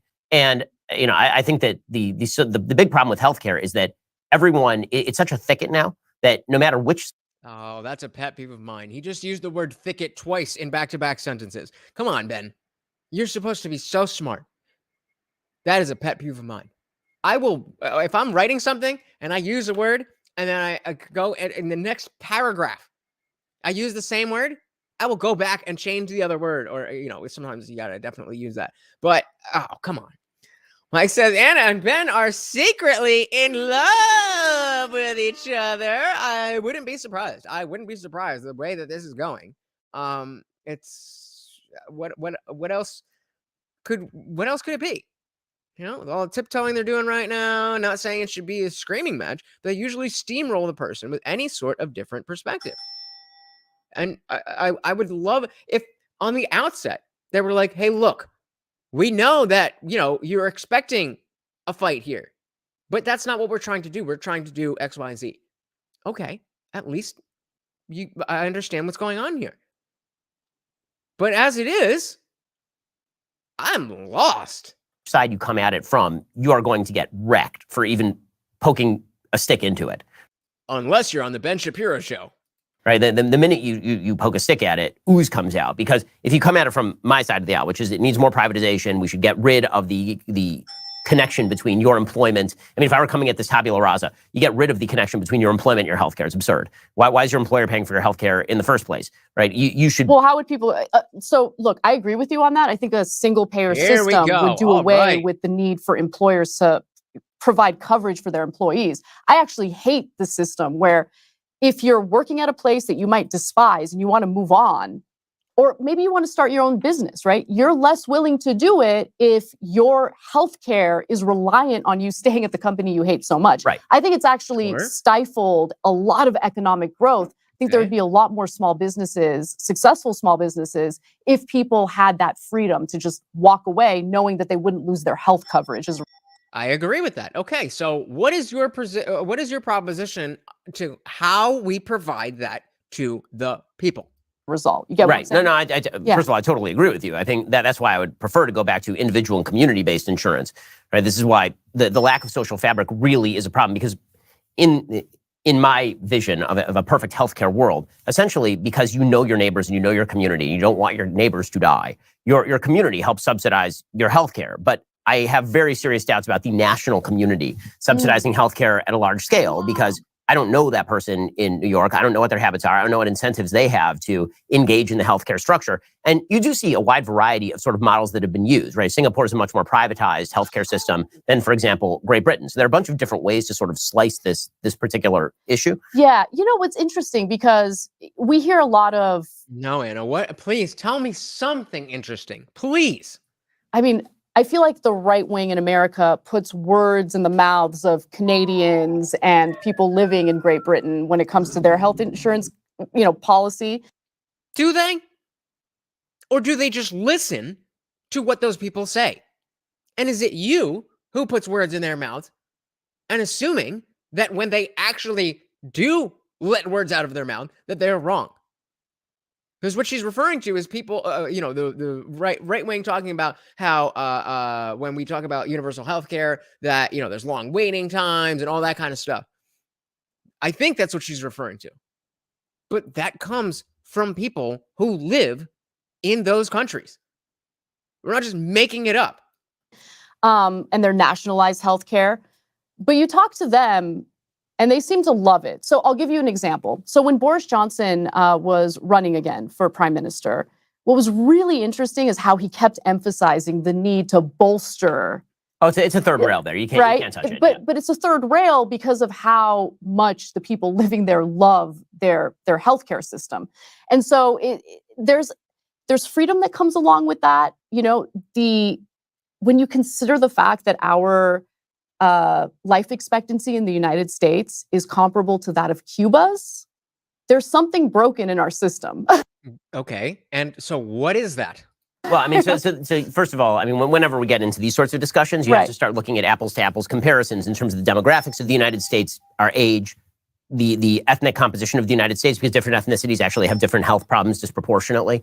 You have to look at the poverty rate in different areas. Obviously, the life expectancy in Vermont is significantly higher than the life expectancy in, say, Alabama, and so that is a wide gap that is not really attributable necessarily to healthcare quality, because again, the same national system applies to both Vermont and Alabama. So you have to. The United States is also a country of 340 million people. Cuba is a country of significantly fewer people. Right. So I mean, all of these. This is why I sort of object to any attempt to use Norwegian models and apply them to a significantly more diverse, heterogeneous, and large country. Well, this is exactly what I'm talking about. Lee, this is what I was looking for. Are they yelling? Are they screaming? Are they calling each other names? No, they're just honestly talking about their positions and what they think and why they don't think the other person's position is a good idea.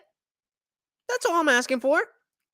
Mike says most of the biggest advances in medical come from the United States. And why is that? Because capitalism breeds innovation. oh, okay, so let me. But that's not to say that I don't think we can do an overhaul of the medical, the healthcare system. I don't think that it is impossible for us to live in a country where everybody gets some type of basic care that isn't just a blanket, like, you could be fat as whatever, and there's a balance. But we have to find that balance by talking about it. And instead of having a conversation like this, we say, well, I mean, it could be this way, and some people say that, and they're probably gonna talk about what it is. What is the structure of the healthcare system that would work? What is the structure that you would want? And then Ben can say, okay, well, I like that idea, but this doesn't work with that. And she said, okay, all right, well, we can do that. That is what I'm looking for. That is what I'm looking for. Brown said, healthcare in the United States is sickness management for profit and is immoral. 100%. I'm not saying that, what we have is perfect or even really that good. But that doesn't mean that Anna's idea is the right idea. and without knowing, because she won't, say it, I'm just going to guess that it's not a very good idea. But I can only guess because she's not saying it. Maybe if they talked about it, we could actually help the country. But silly me. To get into that, because if you look at what's worked, you, Cuba, I mean, obviously, incredibly poor country, especially with embargoes and all of that. Donald Trump declared it a state sponsor of terror, which led to other countries feeling very uncomfortable doing any business with Cuba. So its healthcare system is severely under-resourced. But what they've done correctly. Okay, so she's actually about to say a thing. Yeah, Mike's saying, I agree with you both about healthcare. I'm just saying, don't throw the baby out with the bathwater. Agreed. And David says, healthcare will always be for profit. There is privatized medicine in the UK and even Canada too. This is what I'm talking about. There is a way to structure it that there is a profit incentive, but also people aren't just dying. Mr. Beast just did a video where he cured 1,000 people of blindness for a very cheap and short procedure, but people just couldn't afford it.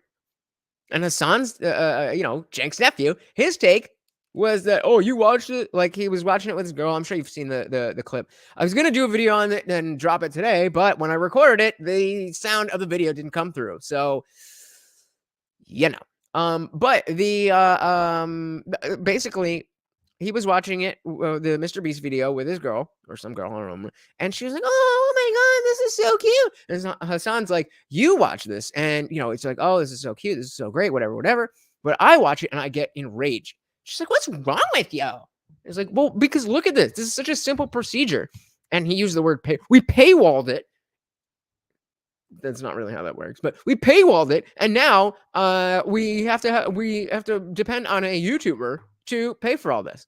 Now, of course, Hassan is not paying for any blindness treatment, cataract surgery, or anything like that, but that's besides the point. But he's not wrong. He's not wrong that we live in America. Why is it up to a citizen to be solving this type of issue? Yeah, right? Exactly. How dare you? How dare you? And so that's a good point. But we don't get anywhere because what happened? Tim Pool agreed with Hassan and said, yes, I agree with you. There's money all over the place. Why aren't we spending it on Americans? And he happened to invoke Ukraine. And what was Hassan's take from that? Bro just said Ukraine should be on their own. Like, no, dude. He was agreeing with you and just, adding on to it. But you're too dumb. That must be a Young Turks thing. Solly says, Hassan is a dumbass who thinks he's doing something by talking, though. I mean, shit, I think I am too. So can't hate him on him for that. It's just the things he says, not the idea that he's talking. But definitely agree, Salty. Byron said, not the profit part I have a problem with. It's the treating rather, it's the of treating rather than the cure and upfront discussions about diet and other health choices. But then they would have to address the food supply. Yeah, it's all backwards, and it is because of the profit aspect. So again, I don't think that we have to have a system that profit is not a part of. I just think the way that it's set up right now is not a good way for it to be set up.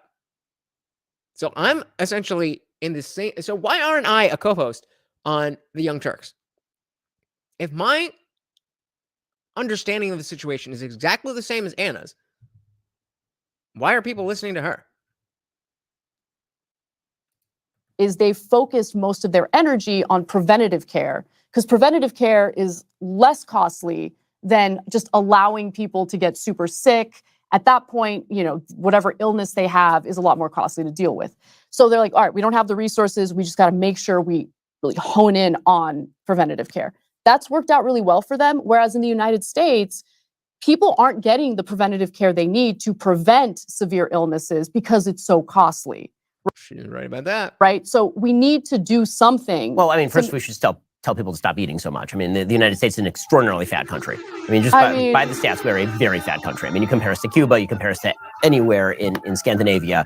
This is a country that has, this is why during COVID, people would say 40% of the population has pre-existing health problems. And meanwhile, Sweden's like, let her rip, man, we're all in great shape. But it's, so again, comparing apples to oranges is a very difficult thing. When it comes to the NHS or Canada, the only pushback that I give there is that you'd be hard-pressed to find a government-provided universal system of any sort that is widely disparaged by the people who benefit from it. Meaning that if you have no available alternative, people who are on food stamps like the food stamp system, people who are on welfare like the welfare system, people who get student loans like the student loan system, people who get government-subsidized mortgages like the government-subsidized mortgage system, once you make people dependent, which is why in the United States, as I say, anytime you poke the status quo from either side, you get penalized, right? People will say, I hate my healthcare. And then the minute somebody tries to screw with their healthcare, they're like, God, we got to go after them. I mean, I think Medicare is a good example of that. So Social Security. I mean, hey, we got 2B Artistry in the building. What is good, girl? Welcome.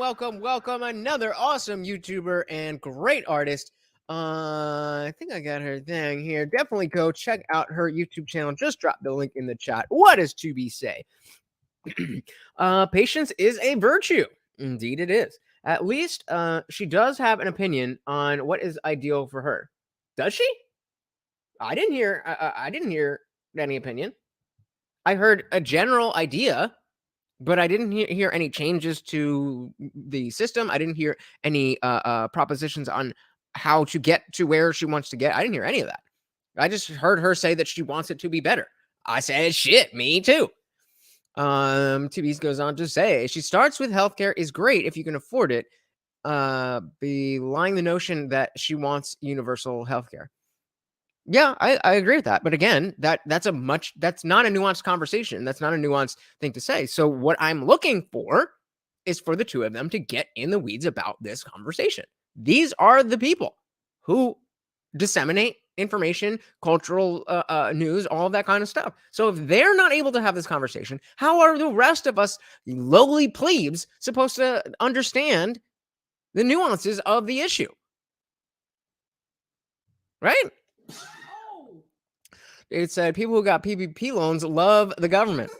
Yeah, right? Exactly. It's only yeah.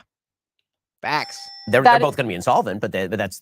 I don't think that's necessarily true. We'll have to raise taxes pretty dramatically, or lower benefits, or lower the retirement age. I mean, really I think you're going to hate me for saying this, but I think the cap on Social Security taxes should be lifted entirely. Oh no, I'm not. By the way, that is at least an ideologically consistent position. Yeah, meaning right. That's something that's consistent with all of the other things that you've been saying. Unlike all of the other things you've been saying. Hey, we got Bisking in the building. What is good? Welcome back to the party.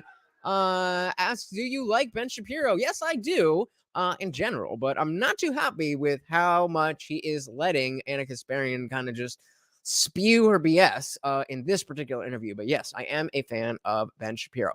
Welcome to the party. Glad you are here. Mike says, I wonder if the government got out of healthcare if the prices would go down. I just don't know. Just a comment. Yeah, I mean, it makes sense. You know, when the private sector controls something, the profit incentives are much stronger in terms of competition. When the government just takes control, like they're the ones that have it. So there's no need for competition. There's no need for competitive pricing. So interesting thought. That if you are going to say that we need to maintain Social Security as it currently stands, as a defined outcome plan as opposed to a defined contributions plan, then of course you're going to have to raise taxes. Right. I mean, like I'll say that, you know, I have more. It is a more honest argument to say that we want Scandinavian style welfare systems, so we need Scandinavian style taxes, than the lie that is currently being pursued by both sides. I will say that we have to spend exorbitant amounts of money and never pay for it under any circumstances, and then just basically bet that the bill will never come due. Right. So if you say raise, did I or did I not use that exact quote? Did I or did I not use that exact quote? The bill comes due. Social Security tax. I'm like, okay, fine. That's an argument we can make, right? Because what I object to is you'll say raise Social Security taxes to pay for Social Security, and I'll say I don't want that to happen. That's a good debate. What I object to is if I'll say, listen, in order for Social Security to maintain, You're going to have to go to austerity measures. You're going to have to cut the age of retirement because people are living longer. You're going to have to you're going to have to raise taxes. And the person on the other side will say, none of that's true. It's like, no, Yeah. one of those things has to be true. But yeah, right? but Yup. Okay, so before they get into that, really quick, I want to tell you guys, I had forgotten over the during the monetization party. I'd forgot because remember my entire computer shut down and I was on my phone and all that stuff. So I'd forgot to do the superlatives. So we have something where I want to vote. We'll do polls of who is the best troll, who has the best comments, who is the funny. We can do a bunch of different things. I have I can do a bunch of different t-shirt giveaway, all that kind of stuff. So we're gonna do that on Friday. So if you would like to be part of the voting, or if you want to be a nominee, you must be at the party on Friday. So make sure you are here on Friday. We are going to be giving away some stuff. I forgot, like I said, I forgot just because the whole thing got messed up, but I still want to make sure you guys get your due. But I haven't seen one super chat. I'm working my ass over here. If you guys want to help me out, throw me a little something. See, that's what I'm talking about. Just going back to our conversation earlier, determining the difference between a good faith or bad faith individual and whether or not you debate with that individual. This is exactly a perfect example. You're being honest and you're at least acknowledging, the flaws from the bad faith people, the inconsistencies from bad faith. Like, why even engage in a debate with someone who's inconsistent, Is she really asking this right now? isn't honest about what they really want? So I just wanted to go back to that conversation because it's a perfect example of what I mean. The irony. Why would you even talk to somebody who's not going to honestly represent what they really mean, as she is directly dishonestly representing what she actually means? Come on. And I think this also ties back into, again, that localism conversation that we were having before. Yeah. We'll get into that in just 1 second. First, let's talk about the only substance keeping me alive right now. That, of course, is coffee. I thought he was going to say weed. Just kidding.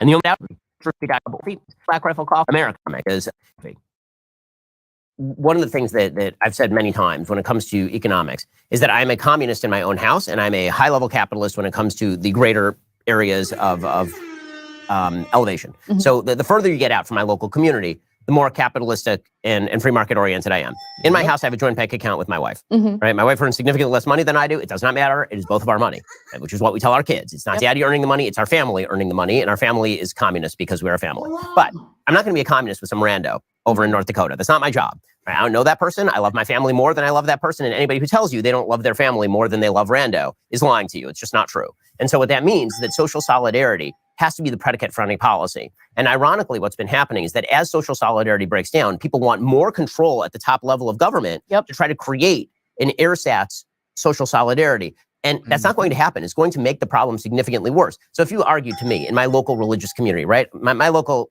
synagogue where I'm Orthodox, which means that in my community, there are 300 families in our synagogue. We all know each other. We go over to each other's houses. We babysit each other's kids. If you said to us, we're going to have a synagogue subsidized national healthcare single payer program, I'd be like, okay, that's worth arguing about. Like, I'm definitely willing to have that conversation. I know all you people. I trust you people. I trust you're not going to be a free rider on the system and take advantage of the system because I know you. And there are social penalties for you not doing it. So let's break that down.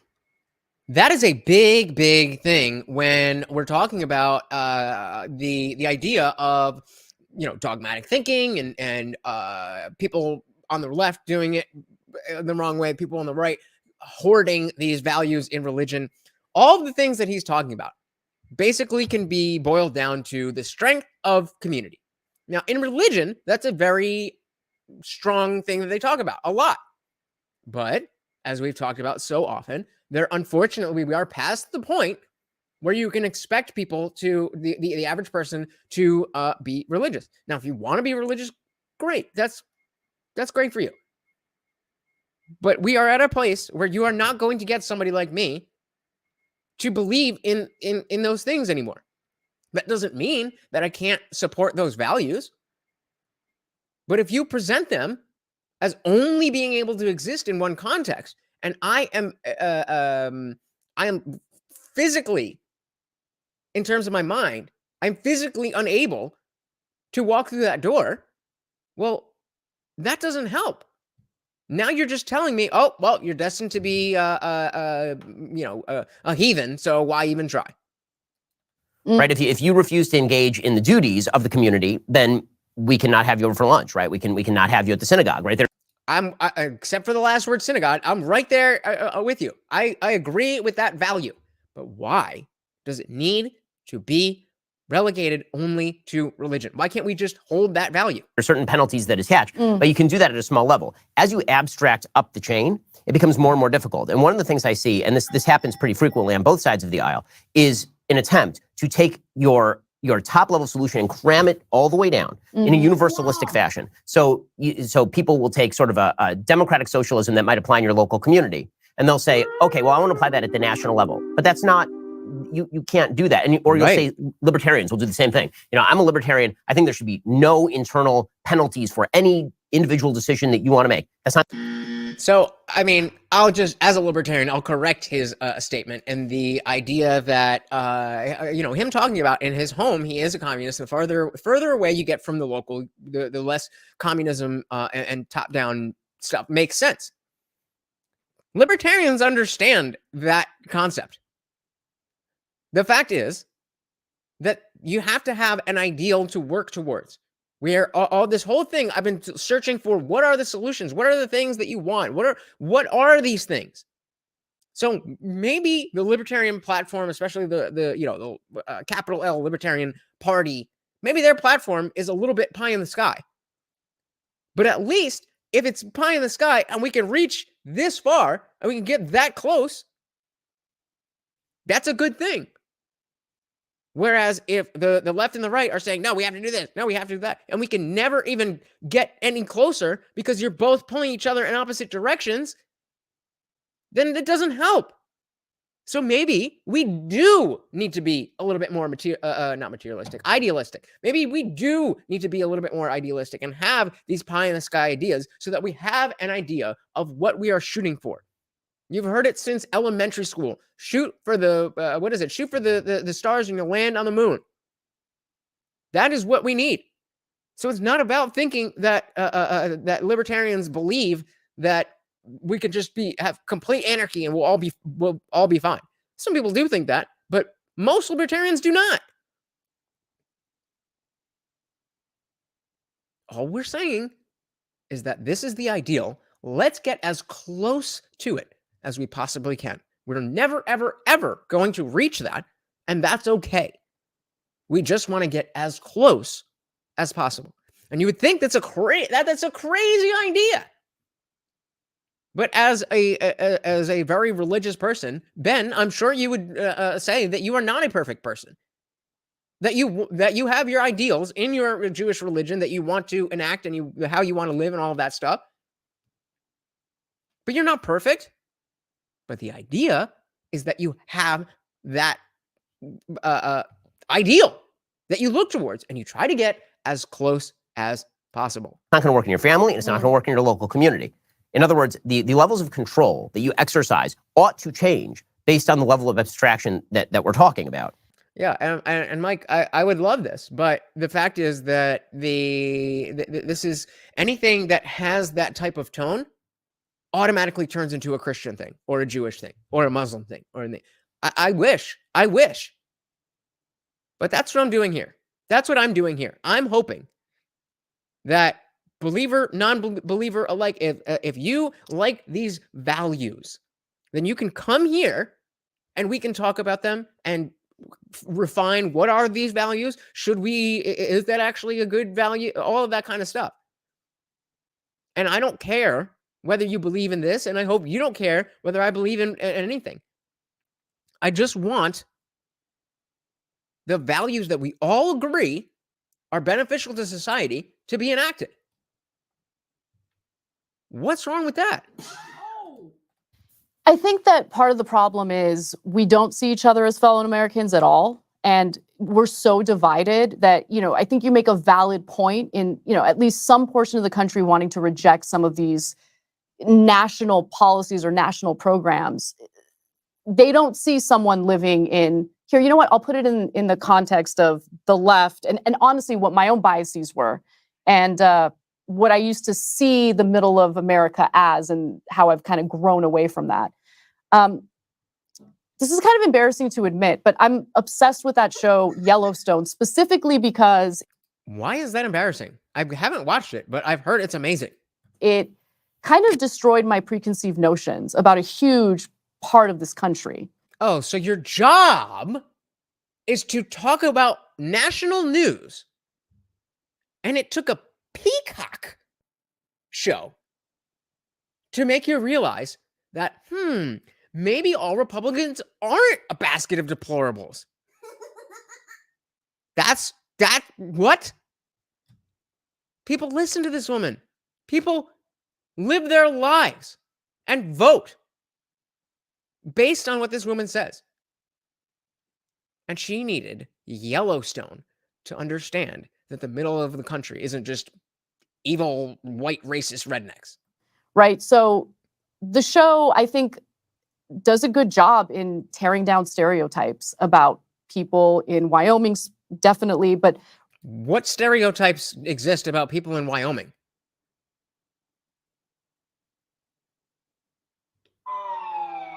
I think you mean stereotypes that you have perpetuated about Republicans.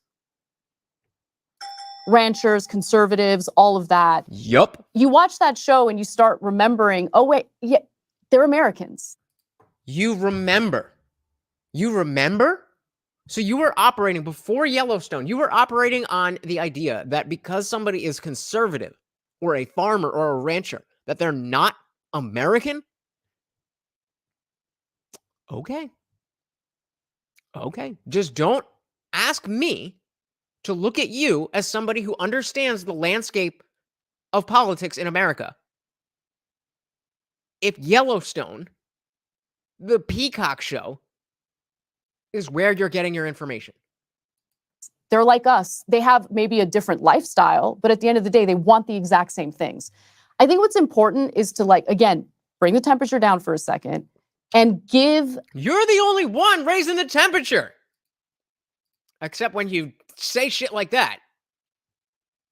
And I'll say it. You're triggering people. You guys need to calm down. I know we're calling you racist and evil at every turn, even though it has nothing to do with anything. But you just need to calm down. Jeez. Americans accurate information about what the policies would really do, and then allow them to vote on that on their own, right? Instead of trying to sway them in one direction or another. Or have federally sweeping legislation that has nothing to do with their way of life. Is that what you mean? Gun control laws. Yeah, living in LA, maybe you have a certain idea of what that should be. But someone in Wyoming might have a reason to feel differently. And that doesn't make them an evil person, Anna. I'm glad that you realize that. Americans know that healthcare is broken in this country. I think that, there's a lot of, on both sides, certainly. I mean, corporate Democrats and corporate media like MSNBC, they hate Medicare for all. I mean, they've been tearing it down from the beginning. Same with CNN. The question that we heard over and over again when Bernie Sanders was running and promoting Medicare for all was, how are you going to pay for it? How are you going to pay for it? How are you going to pay for it? Okay, great. They don't ask the same question when it comes to shelling out tens of billions of dollars for a war effort in Ukraine. Right. A lot of people, especially in the new conservative non-GOP movement, are very, especially, hey, I'm in the libertarian camp. So don't talk to me about, war efforts. But this is exactly what I was talking about before, is that Hassan was saying America is spending so much money on things, and yet a YouTuber has to be responsible for curing Americans' blindness. And of course, he went around the world too. And then Tim Pool just adds on to that. Yeah, instead of sending tens of billions of dollars to Ukraine, maybe we should deal with the issues here. And somehow that was a bad message. Somehow that was a right-wing grifting message. I just don't understand it. There is no debate about it. Now, look, I happen to think it's important to help Ukraine defend itself because we made security commitments after Ukraine gave up its nuclear weapons. We were part of those negotiations. I think it's important to keep our promises. But with that said, it is interesting how the corporate media puts its thumb on the scale. They pretend like, oh my God, this is the most costly thing in the world. How are we going to pay for it? But when it comes to other issues, like issues that would enrich defense contractors, there is no conversation about how we're going to pay for it. There is a conversation, Anna. You're just not privy to it because you sit in your echo chamber and you have the Ukraine flag in your bio because they, the establishment, told you to do this.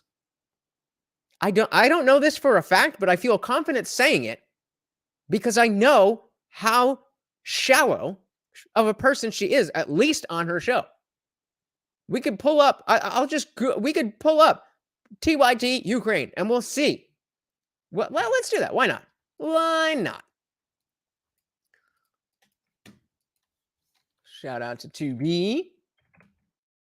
We're just gonna pick the first the first video and see what she has to say. The first video. As Russia's invasion into Ukraine is about to enter its second year, it's clear that there's no end in sight for this war, which means that there's no end in sight to military weaponry and defense funding being sent over to Ukraine. Now, while I want to be clear, and I think I've been on the record multiple times saying, you know, supportive of supporting Ukraine in defending itself against Russia. Told ya! It seems like this has turned into a little bit of a blank check situation, and it seems like maybe where, you know, nobody could have possibly seen that this would have happened, except all the people that you demonize. Don't know what the right answer is. I want to be clear about that as well. But they're about to approve another $2 billion, and they've already allocated $45 billion in military funding for Ukraine. And how did you report about that $45 billion in Ukraine when they originally sent it over? Now, the United States has already, again, spent $45 billion. The Biden administration is expected to announce a roughly $2 billion military assistance package for Ukraine on Wednesday, meaning today. One that includes Patriot missile systems and misleadingly named precision bomb kits. Now, Patriot missile systems also are a bit of an issue because while it's supposed to bolster Ukraine's defense capability by shooting down missiles from Russia, the reality is they fail more often than they succeed in doing that. Okay, so let me give you some details on that. A senior Biden administration official called the planned shipment of long flawed Patriot missile systems, which Russia has deemed a provocation, a critical step to defend the Ukrainian people against Russia's barbaric attacks on Ukraine's critical infrastructure. But according to Foreign Policy magazine, it might not help them defend themselves much, but we are going to be spending billions of dollars on them. Okay, so again, this is Foreign Policy magazine. We're not talking about Jacobin. Okay, this is not some anti-imperialist rag. No, this is definitely like. You're not saying Jacobin's an anti-imperialist rag. No, I'm not saying that. But like for anyone. Oh no, Giant we can't say anything bad about Jacobin because they say nice things about the things that we like. Who, you know, has that kind of mentality. Like, no, Jacobin's excellent. I work for Jacobin. I love Jacobin. We rely on them for their reports all the time. But nonetheless, here's what Foreign Policy had to say about those Patriot missiles. During the 1991 Gulf War, the public was led to believe that the Patriot had near perfect performance, intercepting 45 of 47 Scud missiles. The US Army later revised that estimate down to about 50%. And even then, it expressed higher confidence in only about 1/4 of the cases. But we're not done yet, folks. We're not done. The number devolved even further. A Congressional Research Service employee noted that if the Army had correctly applied its own assessment methodology consistently, the number would be far lower. Reportedly, that number was 1, as in 1 lousy Scud missile downed. So that's the most recent video. Let's take a look at how do I sort by upload date? Where are we? 3 weeks ago. Can we get anything? Oh, a month. Okay, let's see. So it says TYT talks. No, that's not them. Okay, 1 month ago. And I would also feel maybe a little better about the blank check situation if I felt that the Biden administration was really putting pressure on both parties to re-engage in the peace negotiations that have now completely stopped.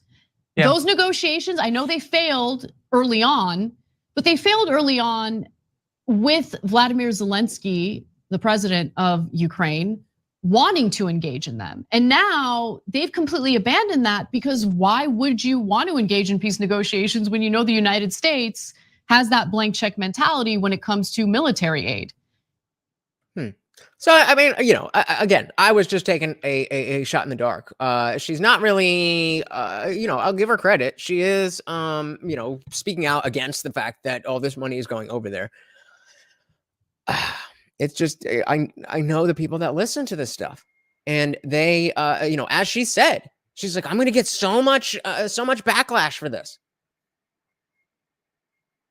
because that's the mentality that they talk about. Yeah, David Banner, it's an imperialist rag, but we rely on them all the time. Dropping the mask. That's a problem. I mean, I totally agree that we should always have the conversation about how we're going to pay for it. And I also agree that what is happening in Ukraine, it may be an unpopular position on some parts of the right, but I've been an advocate of funding Ukraine. It seems like the single best defense investment that the United States has made in the recent past. For a relatively cheap cost, we've absolutely crippled the Russian military, which is something I think is probably a good thing, globally speaking. Did we, though? We crippled the Russian military? I have a video coming out tomorrow about how I don't know how anybody gets accurate information about a hot war that is happening at the time. But something tells me that we didn't cripple the Russian army. But hey, I don't know.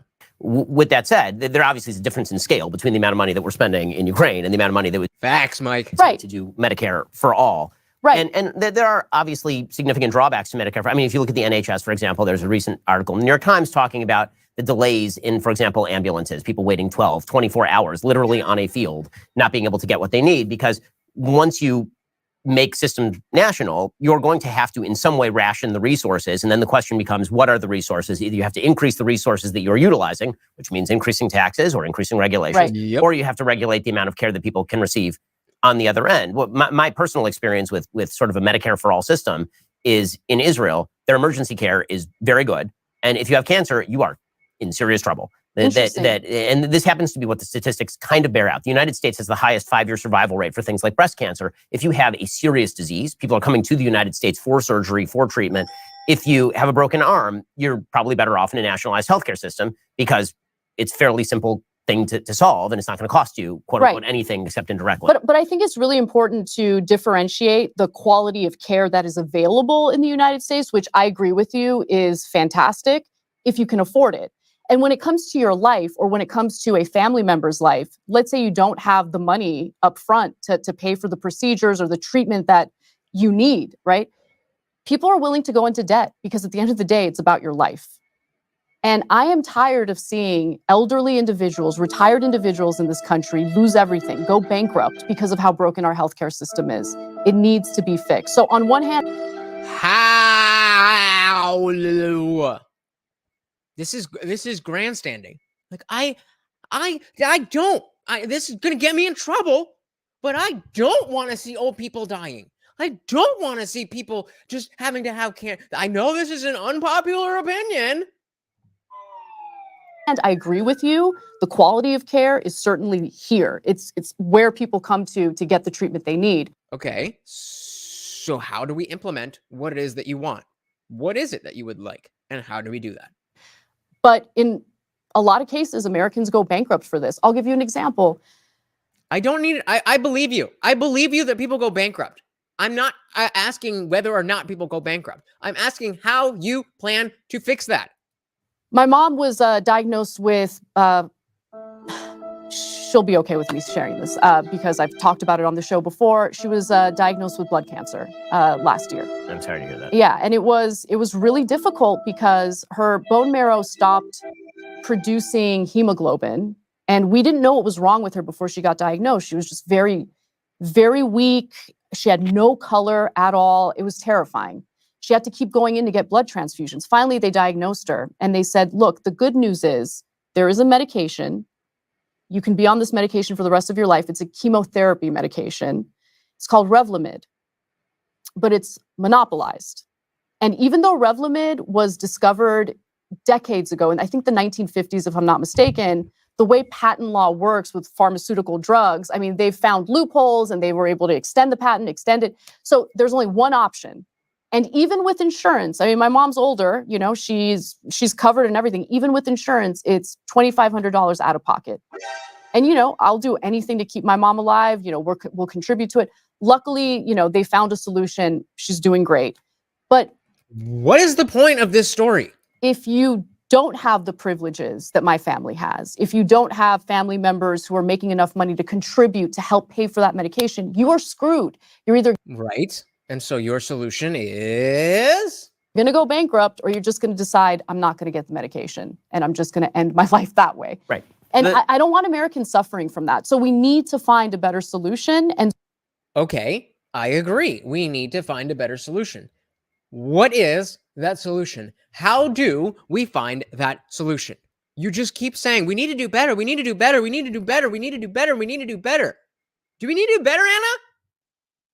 And so far, from what I've noticed in different models. Wait a minute. Can I just get famous?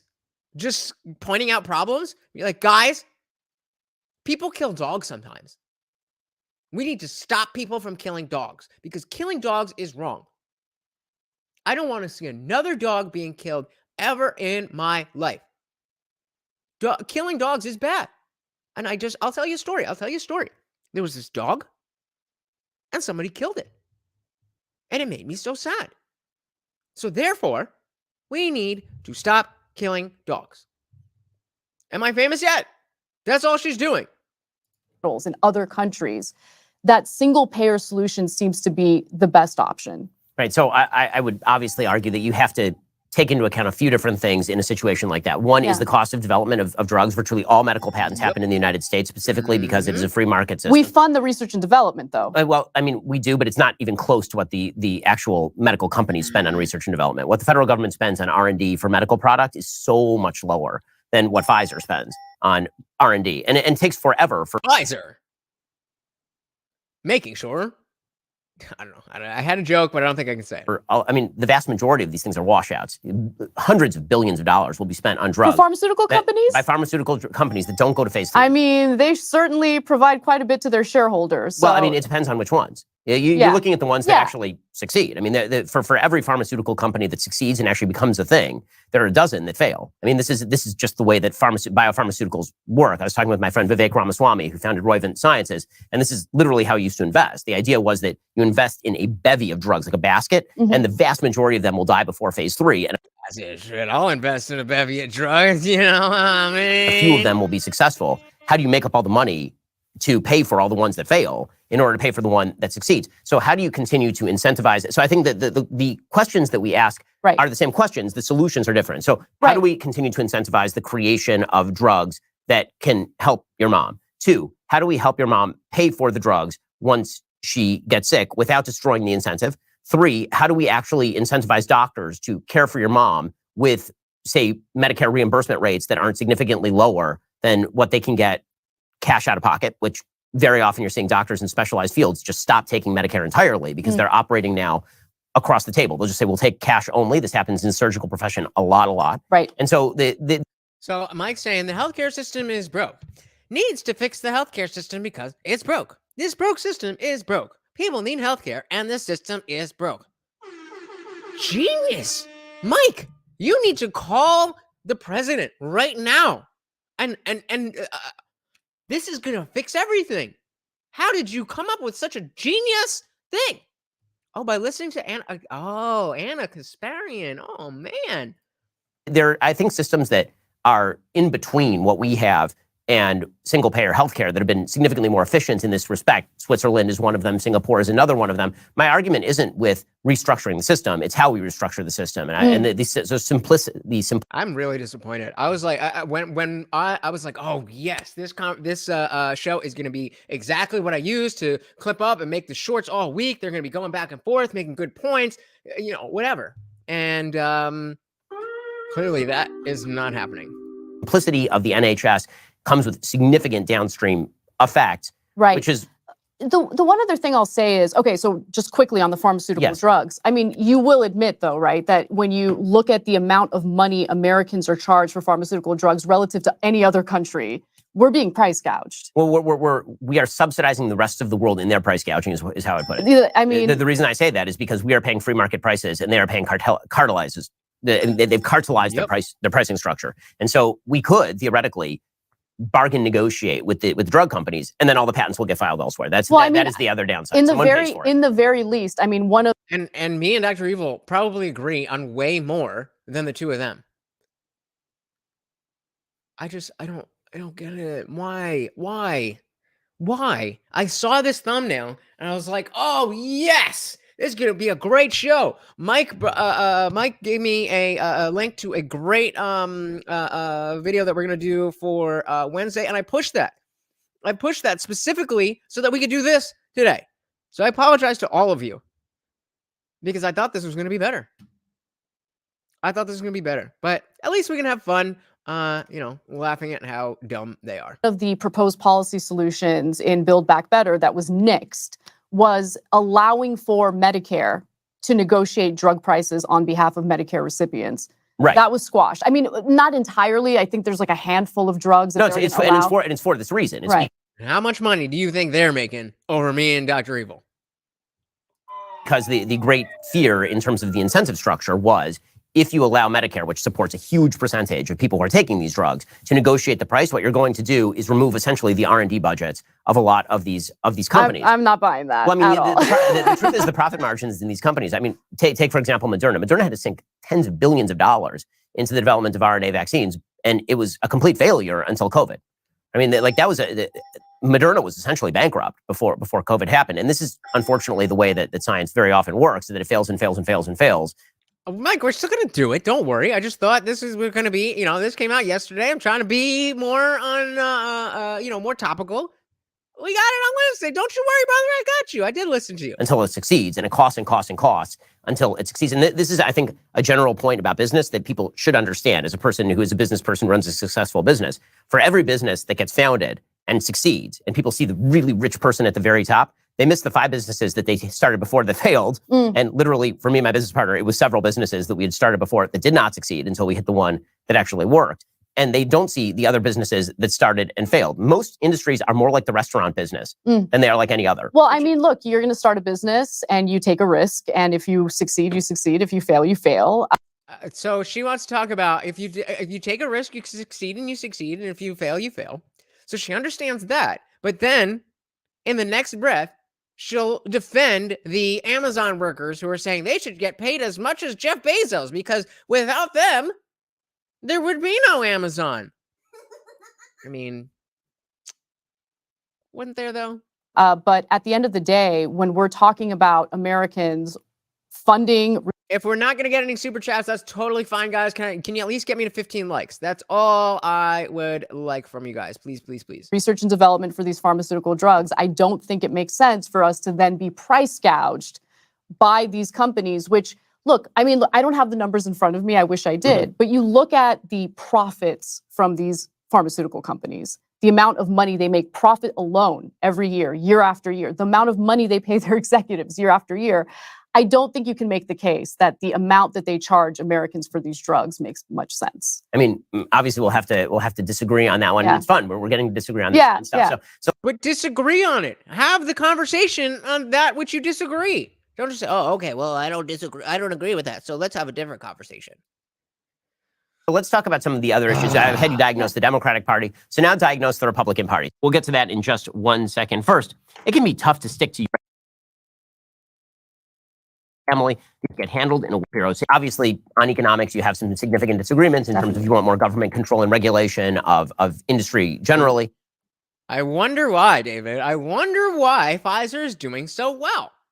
Could it be that people like Anna Kasparian, among many others, did the biggest free marketing campaign in the history of Big Pharma? I would say yes. Yep, facts.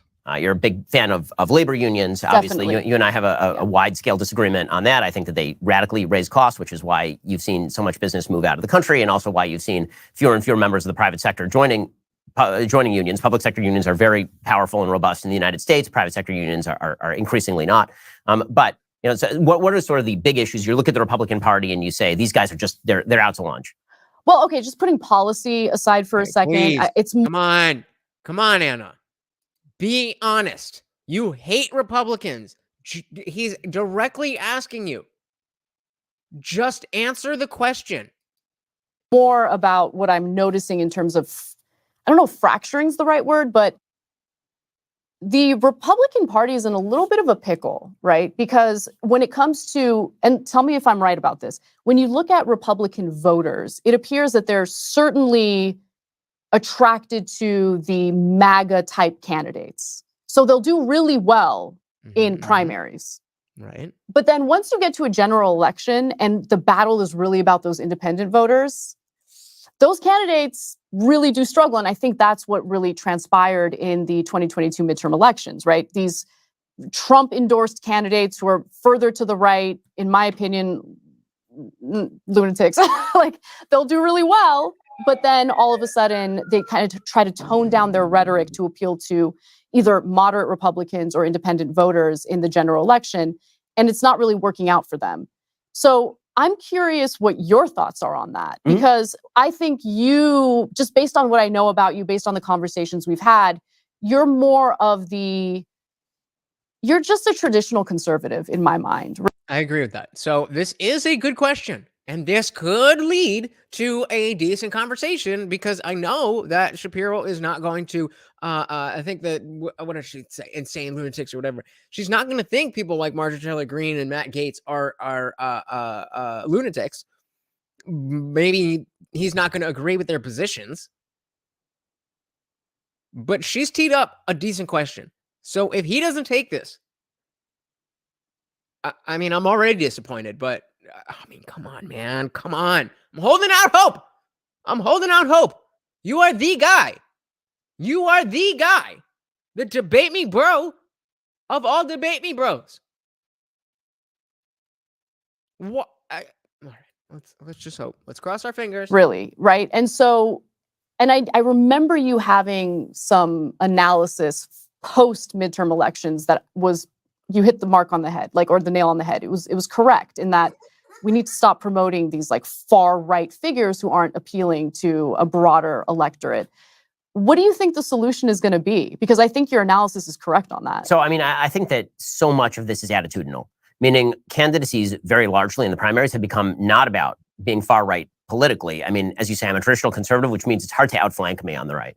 But when it comes to sort of the attitude that's taken by candidates, that's what's attractive. And that's driven largely by the polarization. I think that inside the Republican Party, there's been a move, which is sort of understandable based on how assaulted people feel by the media in particular, that the more people attack a particular person on the right, the more people on the right rush to that person's defense and say, this person is just the best thing since sliced bread. And that is, I think people see that as beginning with Trump, and it really didn't. I mean, I've been here the whole time. And I think that for a lot of Republicans, that really started mainly with McCain. The sort of move from, I can't believe these people, like John McCain is about as moderate a member of the Republican Party as it's possible to find. And yet suddenly he runs for president and he's the worst person in the entire world. He's garbage. He's terrible. What's going on? And then the Republican Party responds by nominating the most milquetoast human being on planet Earth in 2012, Mitt Romney, who is as inoffensive as dishwater. I mean, he's just, he is just white bread. He's white bread with margarine. I mean, and everybody.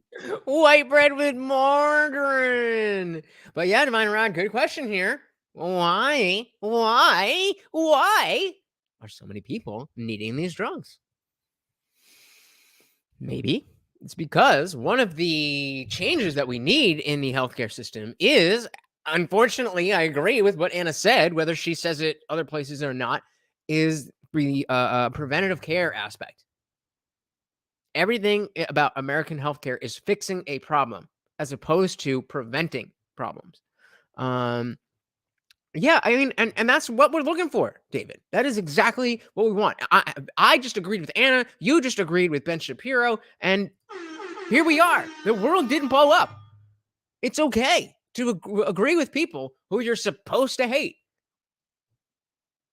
They just need to say what they actually think so that we can know whether they actually believe it. So I want to back that up just a second, just because, you know, it was a great little on planet Earth in 2012, Mitt Romney, who is as inoffensive as dishwater. I mean, he's just, he's he is just white bread. He's white bread with margarine. I mean, and everybody on the left immediately went to, he's the most scary person. He's forcibly cutting the hair of gay kids in the 50s. And he's the person who straps a dog to the top of his car. And Joe Biden out there. Didn't that happen though? He's going to put y'all back in chains. Mitt Romney's going to put y'all back in chains. What in the, and so Republicans responded to that. Many conservatives did by like, why aren't we fighting this? We need to fight. Whoever is willing to punch somebody in the face is the person we're going to support. And so that's how you get Trump. And then Trump wins. And so because Trump wins, there's this sort of halo effect that has now accrued to people who are quote unquote punchers. Now, I do think that the solution to that for the Republican Party is to find.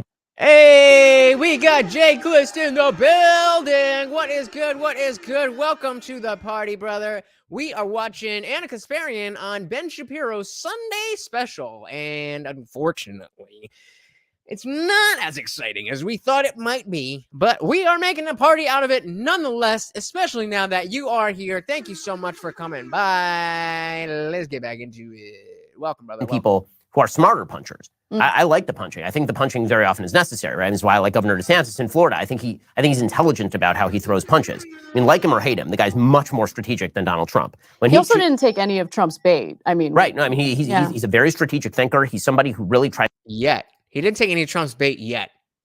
I don't know if he is. And I am more in the DeSantis camp than the Trump camp. So I hope that especially so when in the 2016 election, of the main reason that I didn't like Trump or want Trump was because I was convinced that the status quo of the Bush, Obama, Bush way that things were working, that government was bad, but it was working. And so I thought, because of MSNBC and CNN, that if Trump got into the office, that, you know, all of the good things about you know, the structure that we have would fall, and all of the bad things would be highlighted. That's what I was led to believe. So now, looking back, understanding that first of all, Trump wasn't that bad, but also Trump isn't necessarily that good. I'm looking at DeSantis, and you know, we saw how Jeb Bush and Ted Cruz and all of these people just withered because he changed the game. And so I appreciate that changing of the game. But now that the game has changed, we have a different landscape. So it's going to be very interesting. Definitely. Yep.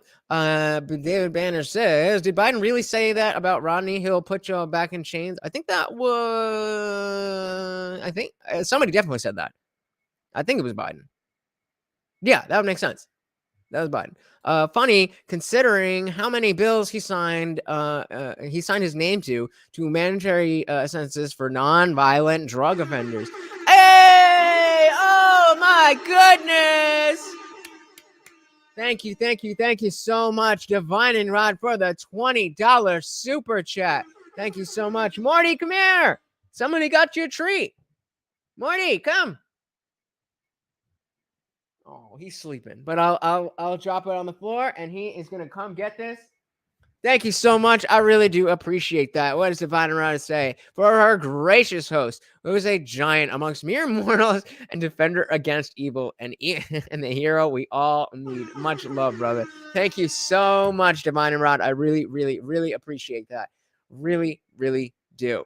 You are the man. Thank you so much, brother. Awesome. Thank you. Tries to pick his fights, right? If somebody tries to pick a fight with him, he is not always going to pick up the glove and just slap back. Trump's big thing was, you can't hit me without getting hit on any score ever. And that's not DeSantis. So I think that the idea that the Republican Party is not going to be combative in the future is wrong. It is going to be and it's okay to be combative, but you have to pick the right targets.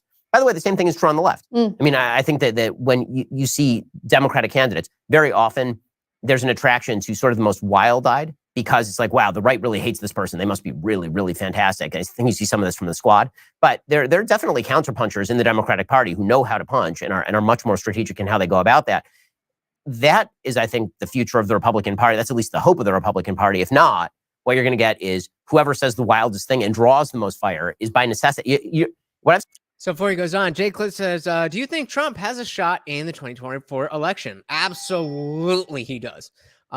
Is it as clear as some people understood that it was in 2016? Absolutely not. but it definitely has, yeah, agree. He definitely does not have the same energy as 2016. A lot of people are over it. And again, I agree with Mike that he's because of that, he's very divisive. And there's just people like me who are very much against the woke, against the left, against all of that. But we're not willing to accept that Trump is the only way to fight against that, because all that does is embolden them to do the things that maybe they already believed, but maybe weren't going to enact as strongly or come out in the numbers that they did. And that's what Trump does, is fire up not only his base, but every other base. So I do think he has a chance. But, we'll see how that goes. Said to Republicans is you're essentially letting the left pick your candidates. You're letting the left target the person and then hit them. And the more they hit them, the more you're like, that guy's great. Love that guy. And well, maybe they're hitting him, because he's on the right. But maybe they're hitting him also because he's a bad candidate and because some of the stuff he's saying is crazy. Yeah. So that's a good point too, that the tribalism of all of this, I mean, you've heard people talk about the tribalism, but exactly, a lot of people like Trump because of the fact that other people hated him. They didn't even know or care what he had to say. They're just like, oh, they hate that guy? All right, I'm going to go with the guy that everybody hates because that's what I do. And I mean, it seemed to have worked out kind of in a certain way, but also not a good way to vote long term. I think Trump was a good, we were talking earlier about short-term solutions and band-aid solutions. I think Trump was a great band-aid solution, but he wasn't the problem that everybody thinks he is. He is the symptom of that problem.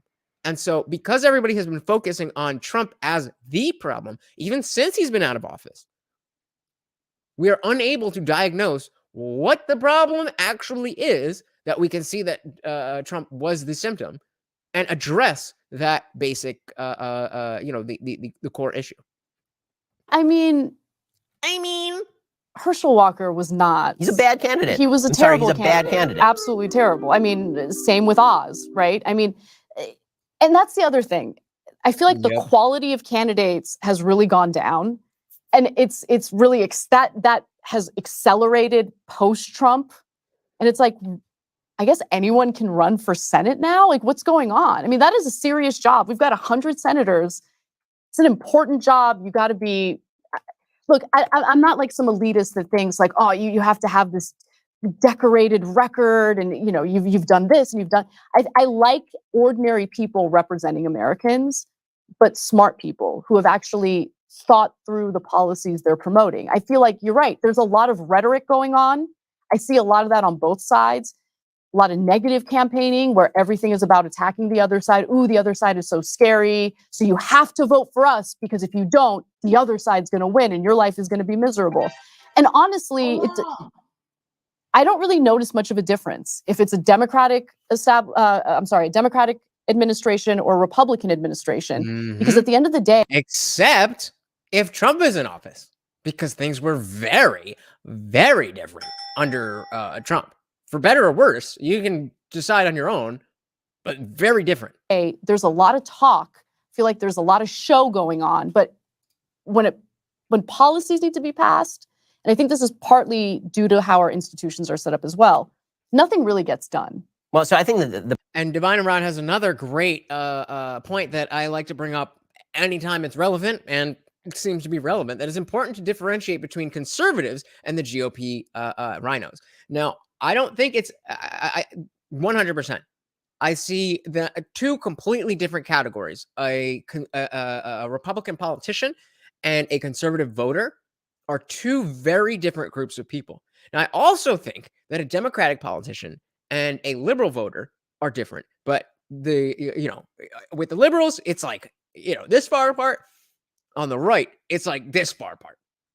So I think it happens on both sides, but definitely there's just a divide between the people and the establishment. That's it. When Hillary told you you'd be in jail, that was all over YouTube front page. Yeah. Oz was definitely better than yeah, right. Bro, you lost a Fetterman. Come on, bro. Yeah, exactly. David says, you remember how the agenda was on YouTube when Trump was running for president? There would be like, feminist gets destroyed by logic. Yeah, and I'll still be using titles like that. Mike says, I think someone's trolling us, and this is a deep fake Anna. You figured it out. You figured it out. There's no way this is really Anna Kasparian. There's no way. There is no way. I don't know her that well. I know her well enough to know that Mike's onto something here. Wasn't that is Twitch dude just getting in trouble for deep fakes and looking at Pokemon or whatever? I think we got another one here. And dude, so that wasn't that was weird, wasn't it? Funny how channels that promote content like that are no longer 1 million sub channels. I wonder why.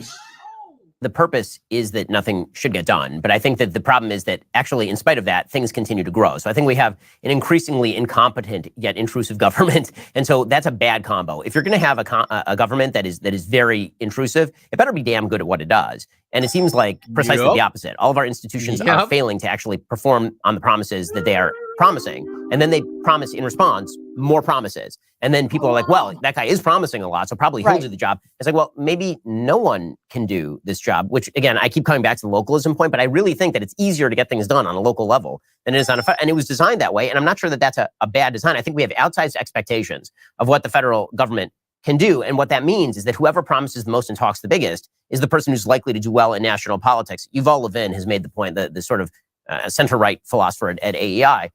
Same. I mean, not same. I definitely have taken some time to check out what it is that they stand for. And then, of course, Actual Justice Warrior covers a lot of their content, which, again, is very biased. But, I mean, over the years, I've seen a decent amount of content and wasn't really that good. He made the point that when it comes to Congress, when it comes to the Senate, it used to be that Congress and the Senate, these were institutions that shaped the people who went into them, right? That you became a congressperson, that meant you learned the rules, you learned the ins and the outs, you figured out exactly how policy got made, how the sausage, you cut the deals, you did the stuff in the back room, but then you campaigned on, right? It was an actual thing that shaped who you were. And now, instead of it being institutions shaping the person uses the institution as a platform. So the real reason that you go to the Senate is so that eventually you can get a show on MSNBC. The real reason that you go into Congress is so that eventually you can get a contributor slot on Fox News. That basically, once again, I just want to shout out a big thank you to the sponsor of the stream, Divining Rod. Thank you so much, brother. I really, really, really do appreciate it.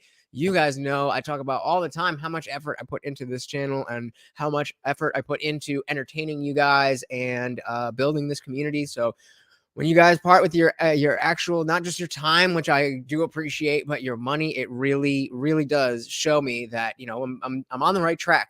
And I'm always trying to figure out, how do I make it better? And when you guys do stuff and show your support, it gives me a lot of understanding on how to be better. And so thank you again. And oh my goodness, we got Trey Williams in the building. Welcome, brother. Welcome. This is, I think, the biggest issue also is the fact that neither side is willing to compromise or come to the middle ground about any bill, about any bill they put up at this point. At this point, our government is leading with their ego. And it's been that way for a long, long time. I think that we didn't necessarily know that that's how it was working because you had politicians who were able to make these speeches about how I care so much about this and I want this and I want that and I'll promise you this. And then we didn't have social media. We didn't have the internet to, in real time, learn about who these people are. We had newspapers and speeches. That was it. And if that's all that people can know from you, it's very easy to craft an image that is not even close to reality. And so politicians got very comfortable thinking that they could just do whatever. And people are dumb. We'll just tell them this, that, the other, and whatever. And so now it's finally catching up to them because we can There we go.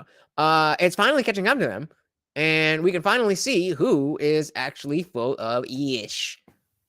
People like you and me who are in the commentary business, people who used to maybe aspire to go into politics, it's now the opposite. People go into politics aspire to go into the business that we are in, actually. That's so true. And by the way, I find that so disgusting, right? Disgusting both for the media outlets that instead of hiring trained journalists, people who actually want to do unbiased reporting, instead of hiring them, it's like, let's hire, some Anna Kasparian, because she's going to write exactly what we want her to write. Operative within the Republican Party, someone who's in Biden's administration. I don't think that that's the right way to go. I think the partisan media is becoming more and more ingrained into today's society, and that's leading to more of the divisions that are not conducive to finding solutions that Americans want. But look, to your point about localism and all of that, this is a little bit of an example of what I'm seeing happen on the left that kind of reinforces your point. You go to Scandinavian countries and they don't have a federal minimum wage. What they have is that a good thing, Anna, or a bad thing, in your opinion? Is trade unions who negotiate wages based on their workers. Right. Is that a good thing in your opinion or a bad thing in your opinion, Anna? Right. That's why I want worker power, right? That's why I want workers to be organized. I think it's a far better solution to have labor unions engage in those negotiations and those debates with the employers, as opposed to sitting around and waiting for this insanely corrupt federal government to keep their promises in raising the minimum wage. Okay, so now, Ben, she's just laid out a policy position. All I want you to do, I don't care if you agree with it or disagree with it, I just want you to address it. Please just address it. And don't just be like, well, that's an interesting point. We may or may not agree. Minimum wage hasn't been raised. Trade unions also provide the unemployment benefits, by the way, in Scandinavia. They do. That's right. They essentially do the job of what the federal government tries to do here. One of the major components or factors in wages stagnating beginning in the 1970s was the decline of labor union membership. So that was the decade when labor unions really started to kind of fall apart. To the point where we are today. Now we're starting to see a little more labor militancy. Honestly, that's the only thing that's giving me a little bit of optimism and hope for the future, because I've kind of given up on thinking that the federal government is going to solve these issues that workers have been dealing with for decades now. But to your point, I do think that there are solutions that are outside of the federal government, and it's really about empowering ordinary people. But it's going to take a lot of work. It's going to take organizing. It's going to take putting your cultural differences aside, because that's an issue that the left has as well, in my opinion, where they want everyone to be pure, everyone to be exactly in line with them ideologically, culturally. Americans are not like that, though. There's a lot of diversity of thought, diversity of opinion. We have different lived experiences, different backgrounds. We need to meet people where they are and not assume that someone who might disagree with you on something is automatically a bad person, or you mean like you constantly do on your show? Or rabid right winger or whatever they want. A rabid right winger. What does that even mean? A rabid right winger. The fact that you even have that in your mind is very telling. Want to, accuse the other. And by the way, when it comes to private sector unions, I'm actually not fundamentally on principle against private sector unions, as long as there's freedom of negotiation and as long as people aren't getting kneecapped on the side of the road.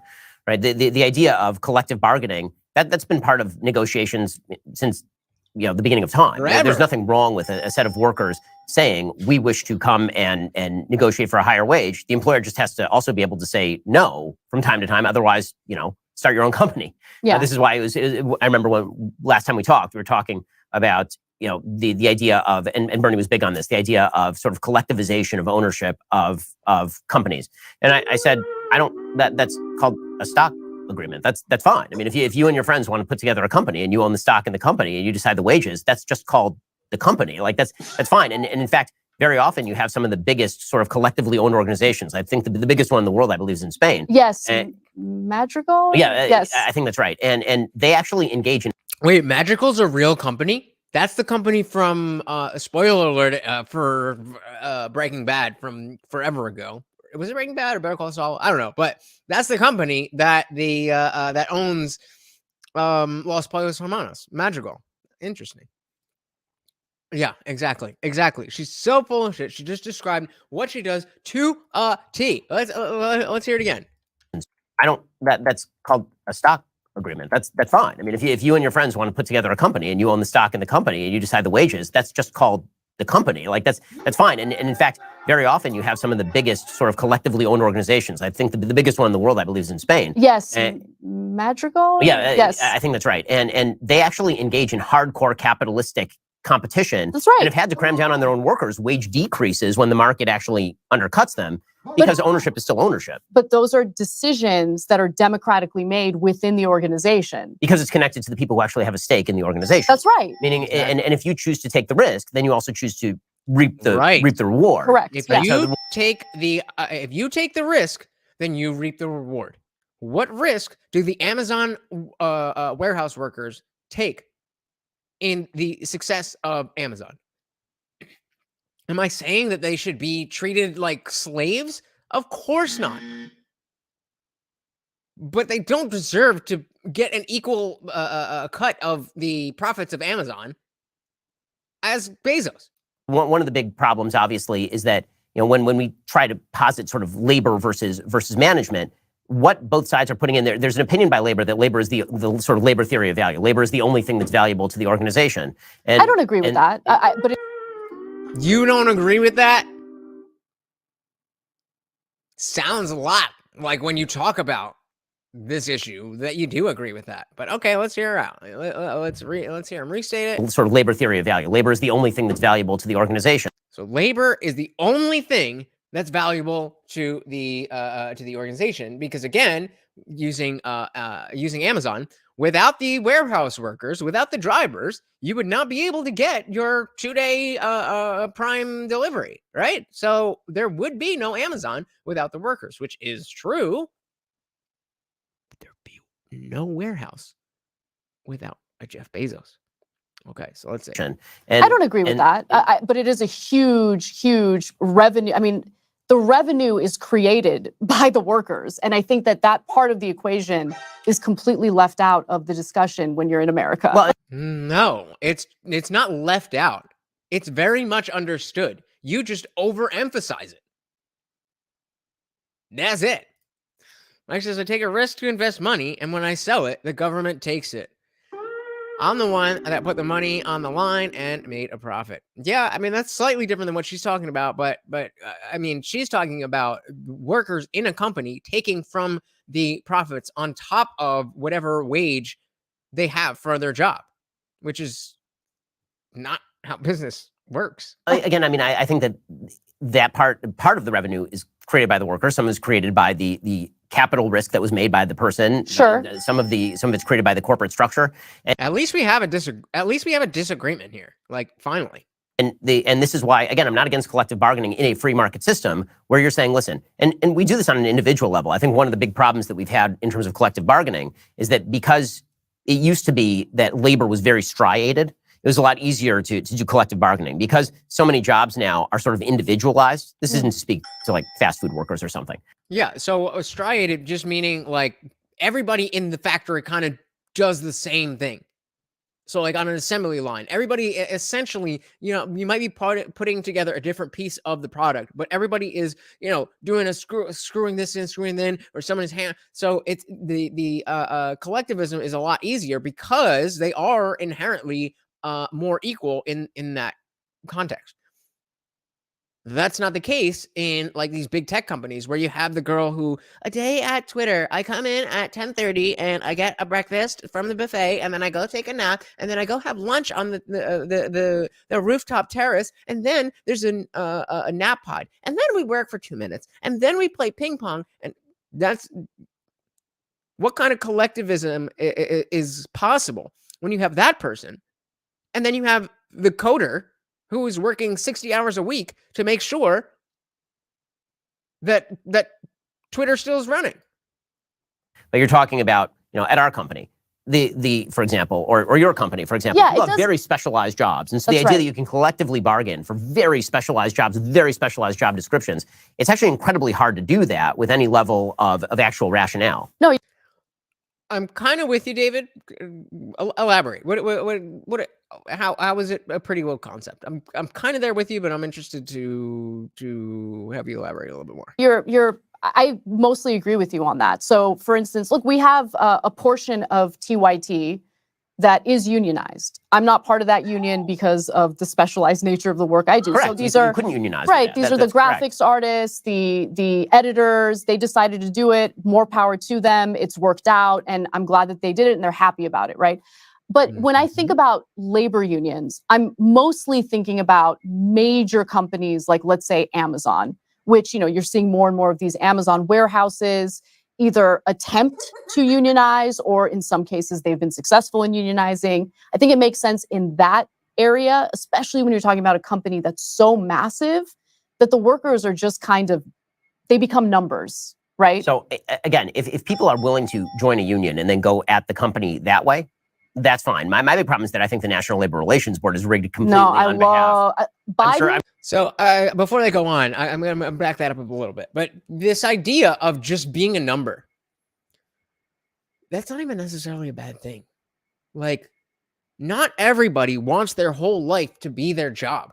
Some people just want to go in, punch a clock, do the work, make their money, and live the rest of their life. This idea that everybody has to be so consumed by their job is,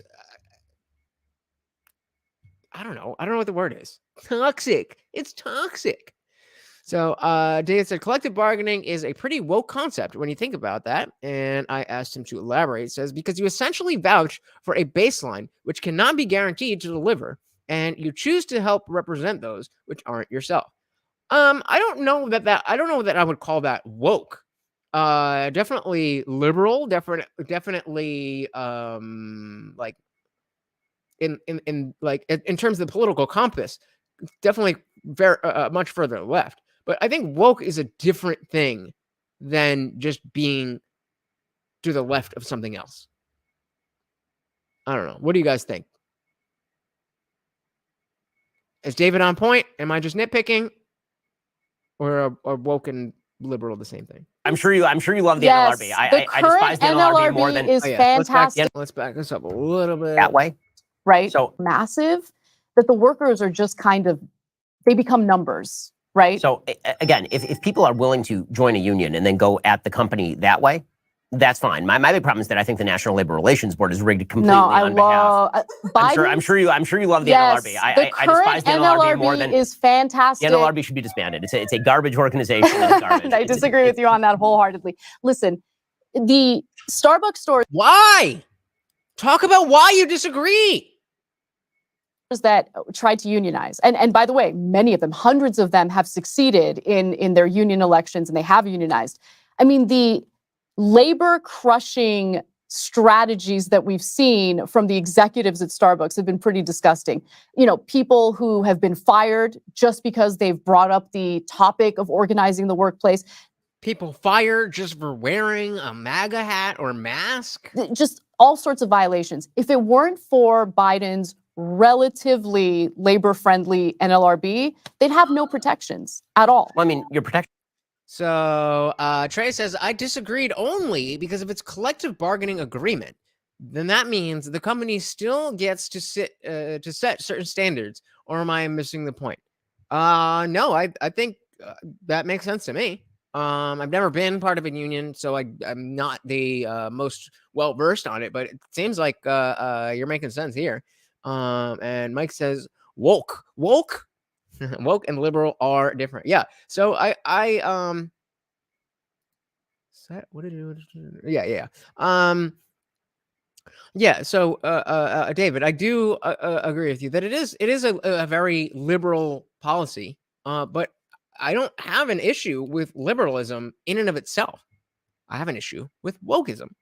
And now the overlap may have been growing and growing and growing and growing and growing, which is horrible, but that still is not it's not the same thing. And if we it's almost dangerous, almost I'm not one of these silence is violence, words are violence. It's almost dangerous to think this way, because then we're going to assume that nobody who has different political ideas and political positions can exist without being woke, and that there's no way that their platform could ever work. And I don't think that's the case. I think there are liberal ideas that definitely should be implemented into, especially a country like ours, where we are, supposed to be the superpower. We're supposed to be, the American dream, all of that. And I know that's not how it is, but liberalism is a big reason why we got that reputation in the first place. So David asks, how do you feel about the unionizing of Starbucks employees? Personally, I am all for collective bargaining, but people that make effing coffee drinks is well, why? So again, without really knowing, without really being very well versed on unions and being in a union, what a union can do for you, I'm not the best person to talk about that. But you bring up the specific position of being a barista. If collective bargaining isn't inherently bad, then what's the for with the Starbucks employees? Because it seems like if that's something that is not inherently bad, then it would have to be something within the way that they behave, in union negotiations and stuff like that, that I would expect that people wouldn't like. So what is it about the Starbucks employees that makes you say, Action theoretically is in how good a job you do along with your fellow employees. Well, I mean, the when NLRB, it comes... I have, listen, the NLRB is the kind of place where I made a joke online at one point. LRB. What is LRB? LRB. Did he say that? The NLRB, theoretically is in how good a job you do. They'd have no protections at all. Well, I mean, your protection theoretically is in how good a job you do along with your fellow employees. Well, I mean, the NLRB, when it comes... I have, listen. The NLRB, National Labor NL Relations Board. What that means? National Labor Relations Board. Hey, got him. The NLRB is the kind of place where I made a joke online at one point that if somebody tried to take editorial control of my show on the basis of unionization, I would fire them. And the NLRB... They can't, though. I mean, that is a ridiculous thing for anyone to attempt to do. Of course, the NLRB sent... Notice how Ben is trying to explain a concept to her, and she is stuck on the example. She's not able to see that it's just meant to explain a point to her. It's not about the reality of the situation. It's about the point that he's trying to make. So before we run that back, Mike says, woke says a trans woman is a woman. A liberal says trans women should have equal rights under the law. I love that. That is a great distinction, Mike. Good job. I love that. So on the Starbucks employees, David saying is it's just a personal feeling for the type of job it is, I guess.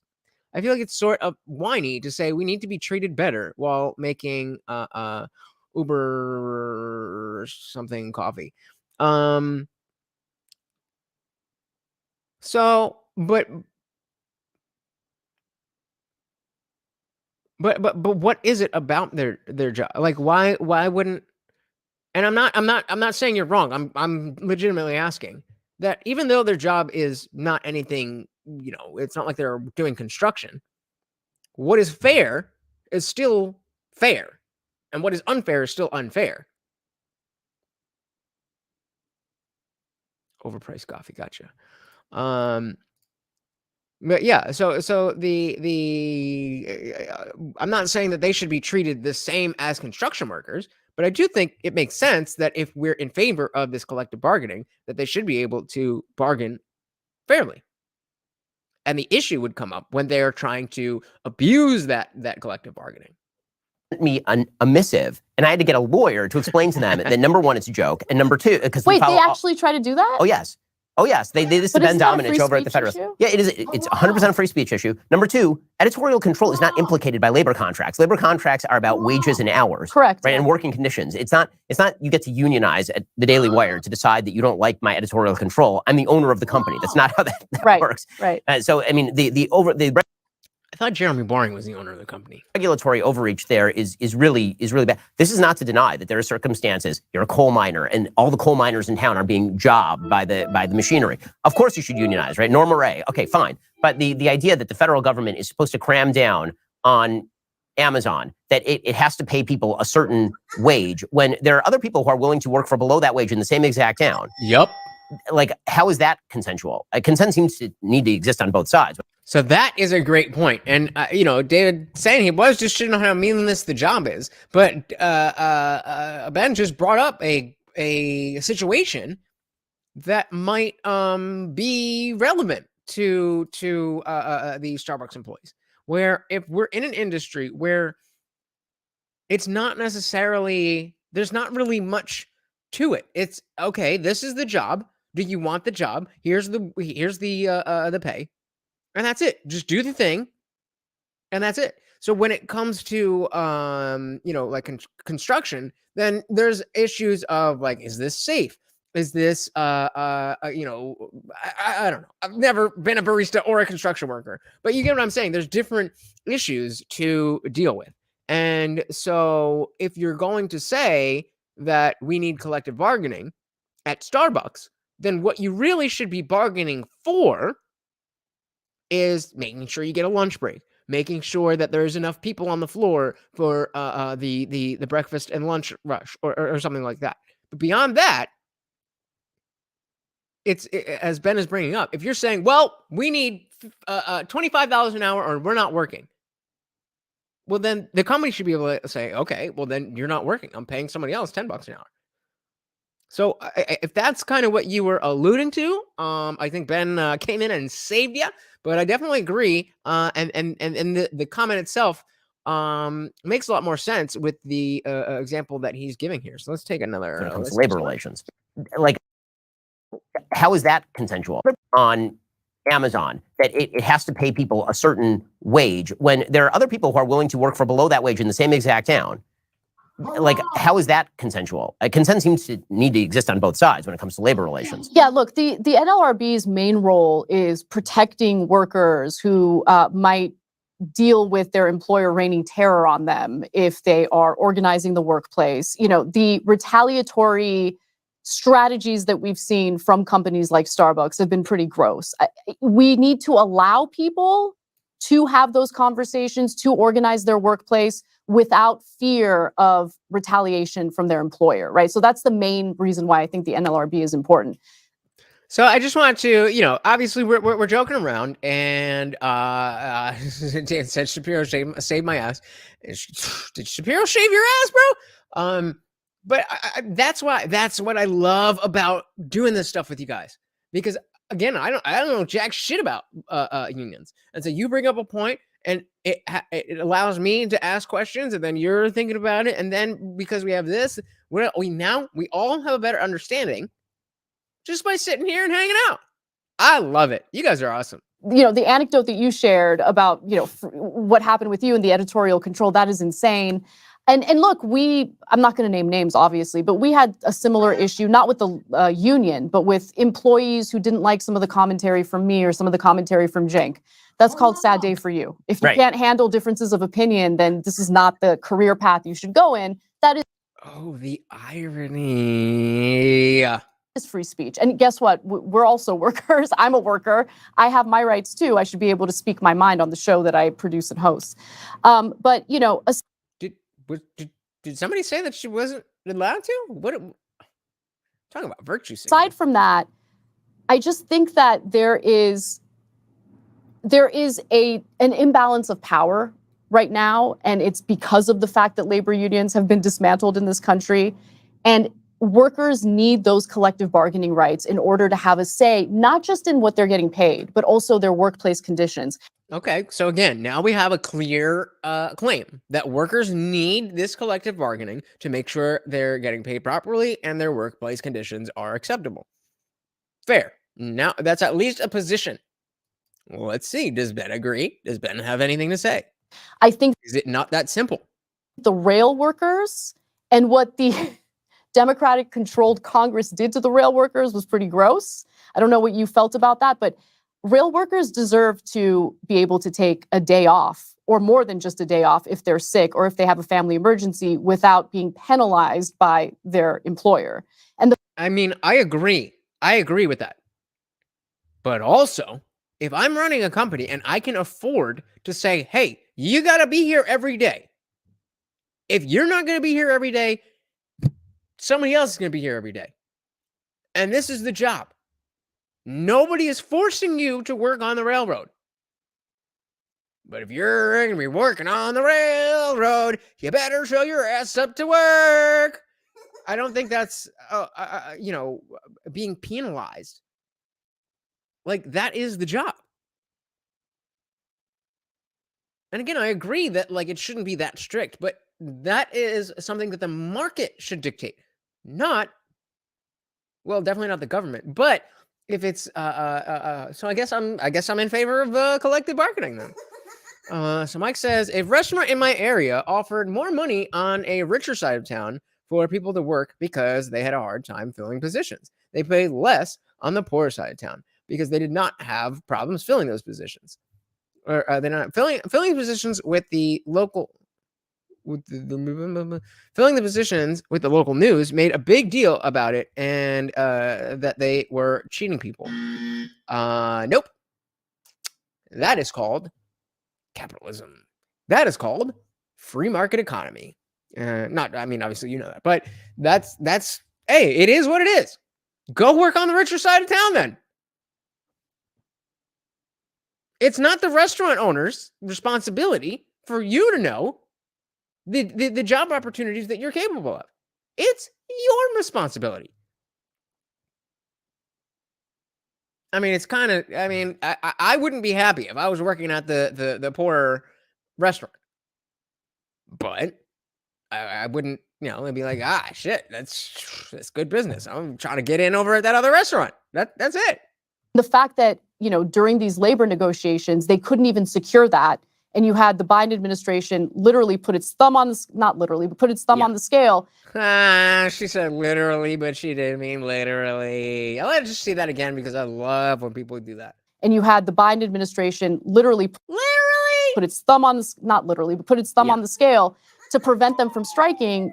I disagree with entirely. So, on principle, I'm not in favor of unions being able to bargain for more than they can get. When it comes to the internal turmoil in the Democratic Party having problems with the labor unions that it seeks to appease, I admit that I enjoyed it. But it shows you, but that's the thing, Ben, like it's really important to differentiate between the principled left, right? I'm not just saying leftists, the principled left, those who actually want to empower labor, and then the Democrats who pay lip service to labor unions. And that is why you are seeing working people start to realign their political ideology, unfortunately, in some cases with the right, because they will hear someone like Trump pay lip service to workers, even though talk is cheap. He didn't actually. Lip service? It's lip service when it doesn't actually come true.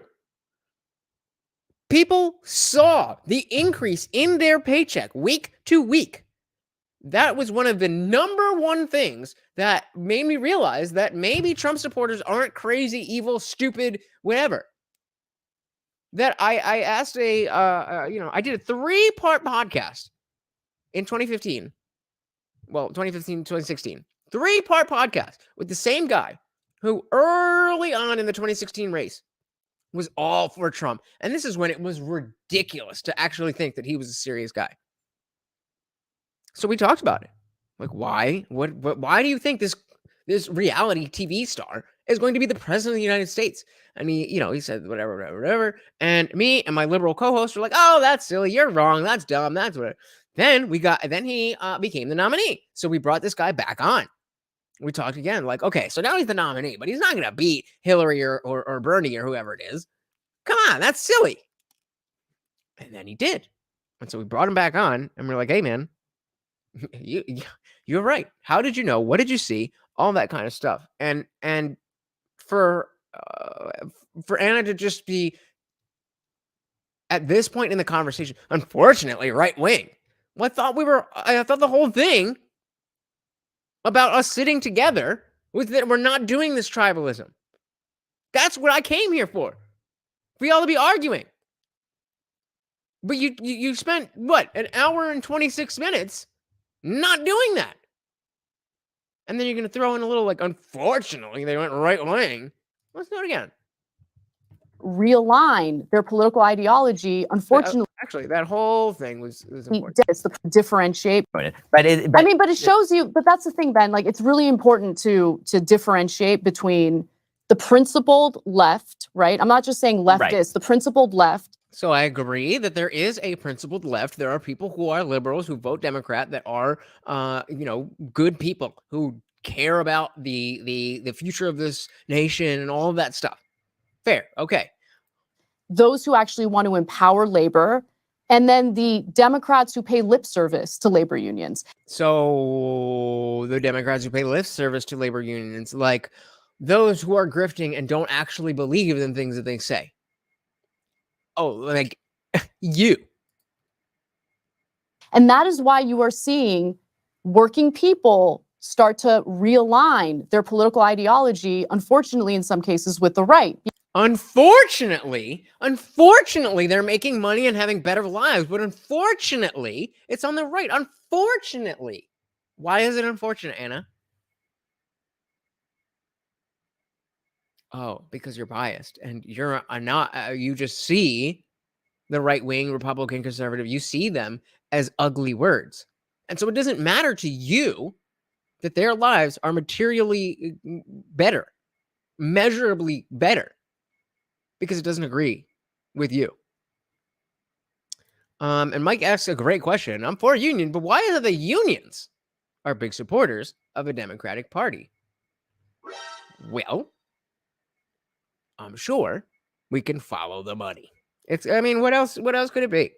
EMBARASSES, part of it, I think, is that Republicans are so pro-free market and getting the best deal, labor included. I don't know. I wouldn't disagree with that, but I also don't have a problem with that.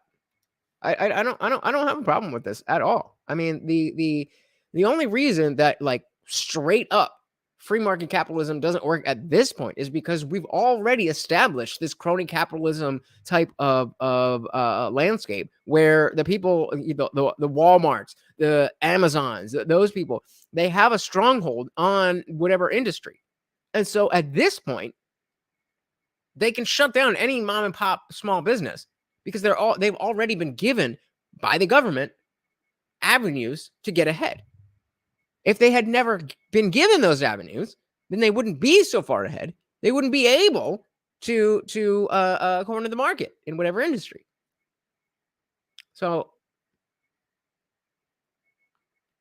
yeah, I don't know. I don't think you're wrong. I just I don't think that's necessarily a bad thing in terms of what what we're all looking for in terms of getting people to work and be paid what they deserve. Because they will hear someone like Trump pay lip service to workers. Which, again, we just went over, not lip service, because their paychecks did go up.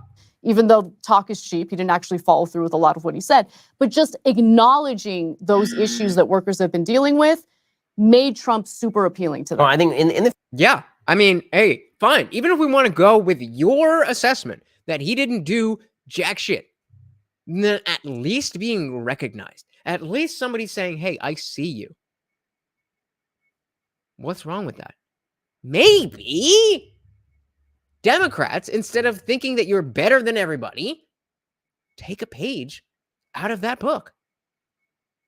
Sit the F down and realize that people are different. And just because they don't think like you and live where you do,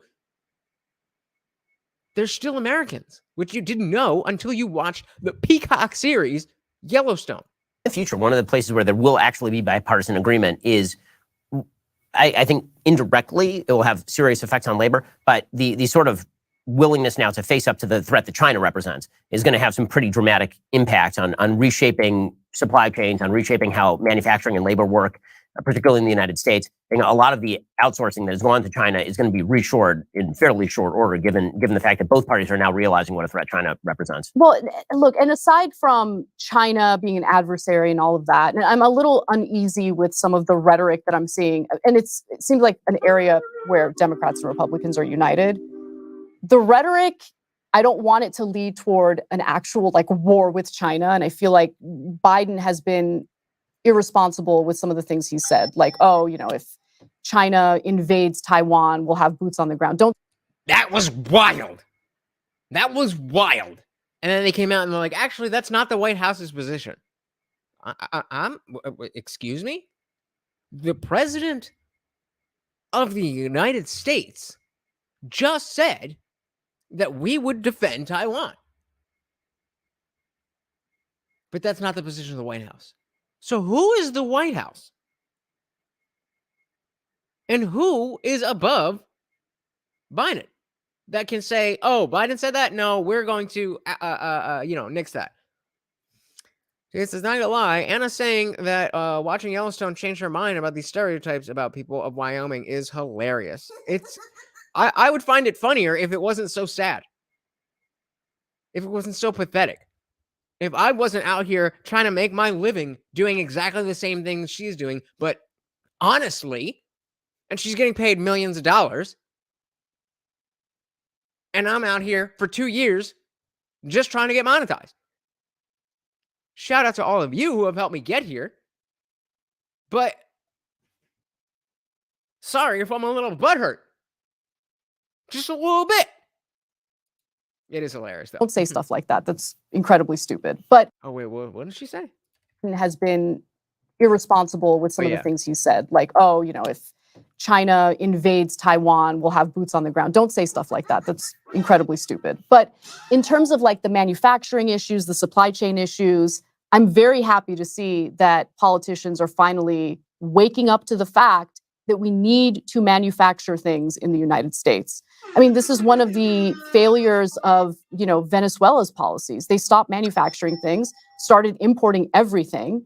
And once oil prices went down, and oil, of course, is like their number one commodity and export, they were screwed, right? So we experienced how insanely fragile our supply chains are. We need to manufacture jobs here in the United States, or manufacture products and bring jobs back here to the United States. I like that we're headed in that direction to some extent. Guys, I'm going to assume that since the last time I asked, I didn't get any more likes, that you guys have already hit the like button. But just in case, if you could do that, if you haven't already, that would be great for me. Thank you. The CHIPS Act is a good example of that. So we'll see. We'll see what happens. I think there's certain specified industries, chips are obviously one of them, right, where they actually implicate national security. And so you are going to see some right-left coalitions that are sort of odd when it comes to reshoring, that sort of stuff. Same with pharmaceutical drugs, by the way. That's true. Yep. Any stuff that has been manufactured in China heretofore. Thank you so much, guys. I really do appreciate that. It helps so much. And, just like the money, the watch time, all this stuff is just a message to me that I am doing what I set out to do, and you guys are enjoying it. And if you're not doing it, then I got to change. So all of that stuff. Thank you. So 2B says, I'm confused. He said he has a problem with labor unions arguing for more than they can get. What does that mean? If they can get it, why care? If they do get it, they can. Interesting, but I think he said it wrong, that more than they can get. I think what he meant is more than they should get. So again, bring it back to Amazon. A lot of people are arguing that because of the entire message that labor and workers are just as important as the people at the top, that they should get an equal amount of the profits. If you stack boxes at Amazon, you do not deserve the same amount of money coming in from Amazon as the person who invented Amazon. The person who put out millions and millions and millions of dollars to create Amazon. All you did was fill out an application and you stack boxes, and you should be paid fairly for that. Absolutely.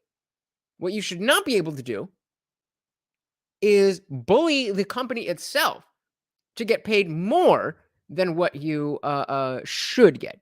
If you can get it, go for it. But the argument is that these labor unions allow people to get more than they should get, which then hurts business, because if the business has to pay out more in wages than they should, it doesn't allow them to expand. It doesn't allow the business to grow. It's another short-term solution where you have the people who are working, they have more money in their pocket now, but then the company fails in 2 years and now they don't have a job. So that's, I mean, I could be wrong, but I think that's what he meant. They shouldn't argue for what they shouldn't argue for what they already have. So they're arguing for what they can get. Yeah. So I think again, I'm not positive. My understanding was he, instead of saying what they can get, he should have said what they should get, or they deserve to get, or something along those lines. Because yeah, I mean, if you can get it. But that's not the best way for business and the economy to grow. And that seriously impacts national security is going to be reshored. Much of it's not going to be reshored in the United States, by the way. A lot of it's going to end up in Vietnam. Some of it's going to end up in Thailand. You're going to Mexico. You're going to see a lot of this stuff go to other places on the globe. And the sort of countervailing point to the we need to reshore everything is that autarky has essentially been a giant failed economic strategy wherever it's been tried. The idea of all manufacturing happens in our country. All products must be produced from within. That generates economic failure. I mean, one of the reasons that Venezuela has failed is specifically because it is essentially economically isolated and self-isolated. I mean, they nationalized virtually all of their industry, and they prevented people from being able to own even within their country. I mean, there's foreign direct investment basically dried up. There's no money going into Venezuela. I mean, there's half of the story that's been told when it comes to the American economy about stagnating wages. The other half that has not been told is that what you get for your wages now is way better than what you got in 1980. What you get for your wages now is way better than what you got in 1980. That sounds completely wrong. Let me just hear that again. The other half that has not been told is that what you get for your wages now is way better than what you got in 1980. What you get for your... So how come in 1980, somebody working minimum wage could go to school and buy a house and feed their family, but now somebody working 2 full-time jobs can't? I'm going to say, Ben, you're wrong about that. And this, flipping it around, this is an easy layup for, go for it, Mike. There you go. But this is an easy layup for Anna, because that's simply not true. That's what inflation is. And we just printed most of all of the money in the last 3 years. Yeah, I agree with you. Let's see what she's got to say. I mean, that is just a reality. You would not wish to live in 1980 as opposed to now. You now have a refrigerator, you have a microwave, you have 2 cars, you have a... Sure, okay, so if you want... Right. Wait. Oh, shit. Was he saying we have a microwave and 2 cars now or before? As opposed to now. You now have a refrigerator, you have a microwave, you have 2 cars, you have a... Sure, okay, so if you want to talk... Who has a microwave and a refrigerator and 2 cars? I don't have 2 cars. If I was making what I make at my my regular job, adjusted for inflation, I absolutely would have been able to buy more things. What are you talking about, Ben?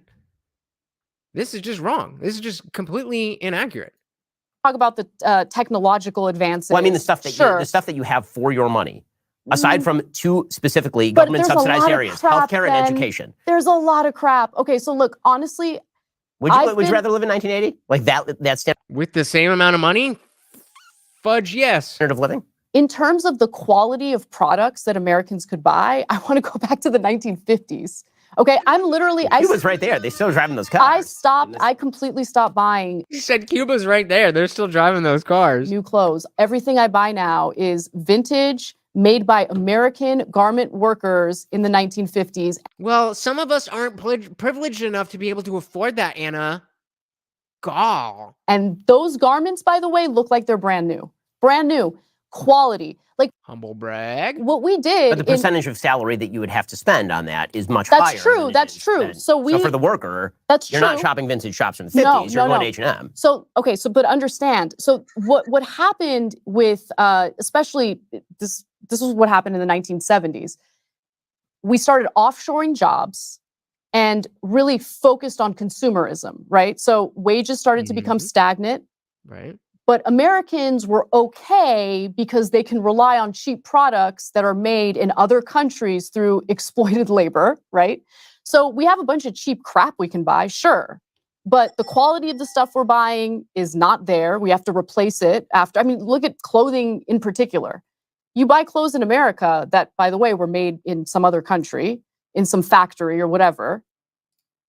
You wash it, falls apart the next day. I mean, that's true, but the percentage of your salary every year that you're spending on clothing is way lower than it was in 1980. And when you talk about sort of the economic narrative of the 70s, there's a countervailing point of view, which is that heavy unionization, high labor costs in the 50s and 60s, and a time where literally the rest of the world was physically destroyed by World War II, gave us a head start, which we then blew over the course of the next few decades, to the point by the 1970s, we have a decade of economic stagnation with literally no stock growth from essentially 1963 all the way up till the early to mid 1980s. You have 20 years where your stocks don't actually appreciate in any serious way because the economy basically stops dead. We're getting outcompeted. The American car companies, which are the crown jewel of American industry, are getting outcompeted by Toyota and Hyundai. And by the 1970s, 1980s, we're importing all of those cars. That's not because we offshored to them. It's because we didn't offshore them. It's because we totally did offshore. Maybe not to Asian countries. We offshored a lot. I mean, think about the Rust Belt, right? And all the manufacturing jobs that went to offshoring Mexico. happened. Yeah, I mean, Kelly, you're hilarious. And don't worry, the show's still here. You can pause and do whatever. We're here. Don't worry. But I'm struggling to understand what exactly Ben's position is, because all of these things are less affordable. Okay, I think I understand.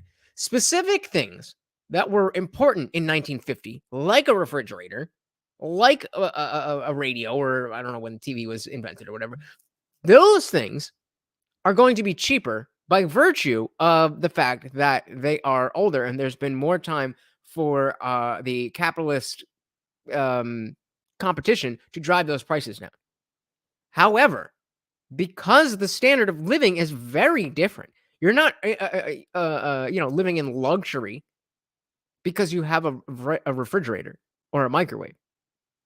Whereas in 1980, absolutely you were.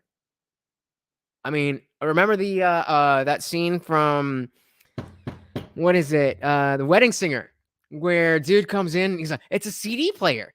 And it's like, where do you put the albums? That was luxury at that time, to have something that even played CDs.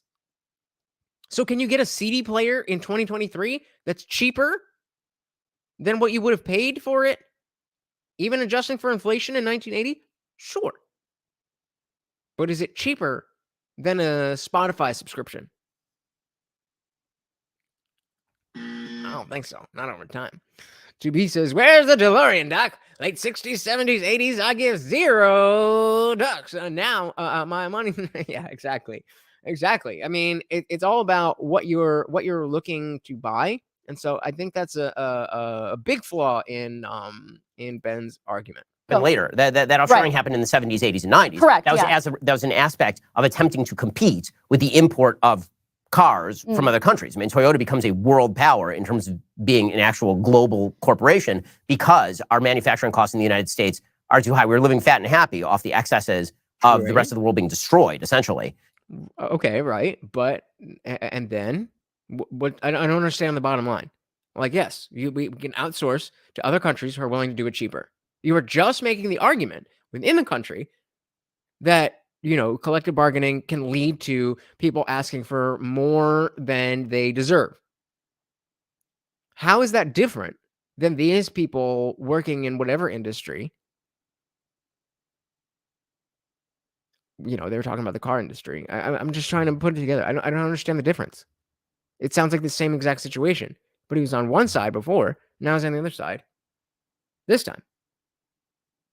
I don't know. Let me know where I'm confused. I'm sure somebody out there gets it. Replay gang, I'm looking at you. Hit those comments below. Let me know what I got wrong. And because of that, we could afford to do all this. We were the only game in town. And then we weren't the only game in town. Suddenly Japan rises from the ashes and is an economic world power and is outproducing us when it comes to cars. And so you have two choices at that point. Either you go tariff, right? You actually start restricting imports and you generate enormous costs for your own citizens who are now having to spend more money. Right. Or you have to start offshoring and competing and lowering the wages. And so that's essentially what happened in the 70s. I would go on the tariff route for sure. So right. So I mean, 100%. and by the way, so Trump, right? I mean, this is sort of that right-left horseshoe that's been happening. Obviously, I wouldn't, because if you just, again, I will go back to my original point. I don't think that you'd be willing to have many takers who would be willing to go back to 1980s level standard of living. Yeah. From 2022. Yes, again, the standard of living, because we have more stuff now. Like, I'm used to the internet. That doesn't mean that's not a reflection of the economy itself. That's just a reflection of the standard of living. Am I really wrong about that? Because they both seem to be agreeing. But a dollar went way further in 1980, even with inflation adjusted for. It seems like your dollar went further in 1980. And I could be 100% wrong. I do not know, but that's just the way it seems to me. We have a for as much as we can talk about the excesses of Amazon, we now live in a world in which you can take a device out of your pocket, you can hit a button, and any product on earth will arrive at your door in 2 days. That's true. And look, that's part of consumerism. And it would certainly be a culture shock for Americans to rethink whether or not they need all of this stuff that's made in other countries. So that's the honest trade-off. Yeah, and I appreciate the honest trade-off. No, and I am being honest. And look, I acknowledge that people might not agree with me. Most people might not agree with me, but put a one in the chat. Put a one in the chat if you actually shared the video. In my personal life, have become a lot more happy in rejecting that consumerist mentality. When I spend my money, I spend on quality items that are going to last. And I just feel better about my purchases knowing that it was made, at least at a time, when people were unionized, when they were actually making living wages, they were succeeding, they were able to buy homes for themselves and their families. Thank you, 2B. Thank you very much. Again, guys, very, very quick. There's a button even right there. It's like right there. Just, and we good. I want to go back to that. The fact that most Americans now are not able to buy a home in America is insane. We need to figure out what it is that's leading to this. Well, we know why we have this inequality, what we can. Okay, well, we know, maybe you know. What is it that you think you know? Say the thing. Listen to it again. She just said, we know without telling. What it is that's leading to this? Well, what it is that's leading to this? No. Well, we know. Okay. So tell me. Why we have this inequality, what we can do to lessen that economic inequality. Okay, why do we have this economic inequality? How can we lessen the economic inequality? Because we want more Americans to actually enjoy that slice of the once American dream. I mean, okay, yeah, I agree that we want more Americans to have the American dream. But you just said a bunch of stuff without actually saying anything. She rejects consumerism mentality, yet selectively chooses clothes based on her wants and obvious budget surplus she has. Consumerism. Yep. I mean, the irony, the hypocrisy, whatever you want to call it, it's alive and well. I think we certainly agree on enjoying the slice of American dream. How we get there is another question. Yeah. And when it comes to no, that's a whole that's not just a question. That's a whole conversation that you should have. That is what all of us watching are looking for. That conversation. If it's another what is the conversation you're having then? How can we talk about stuff that we actually disagree about without actually disagreeing and not get...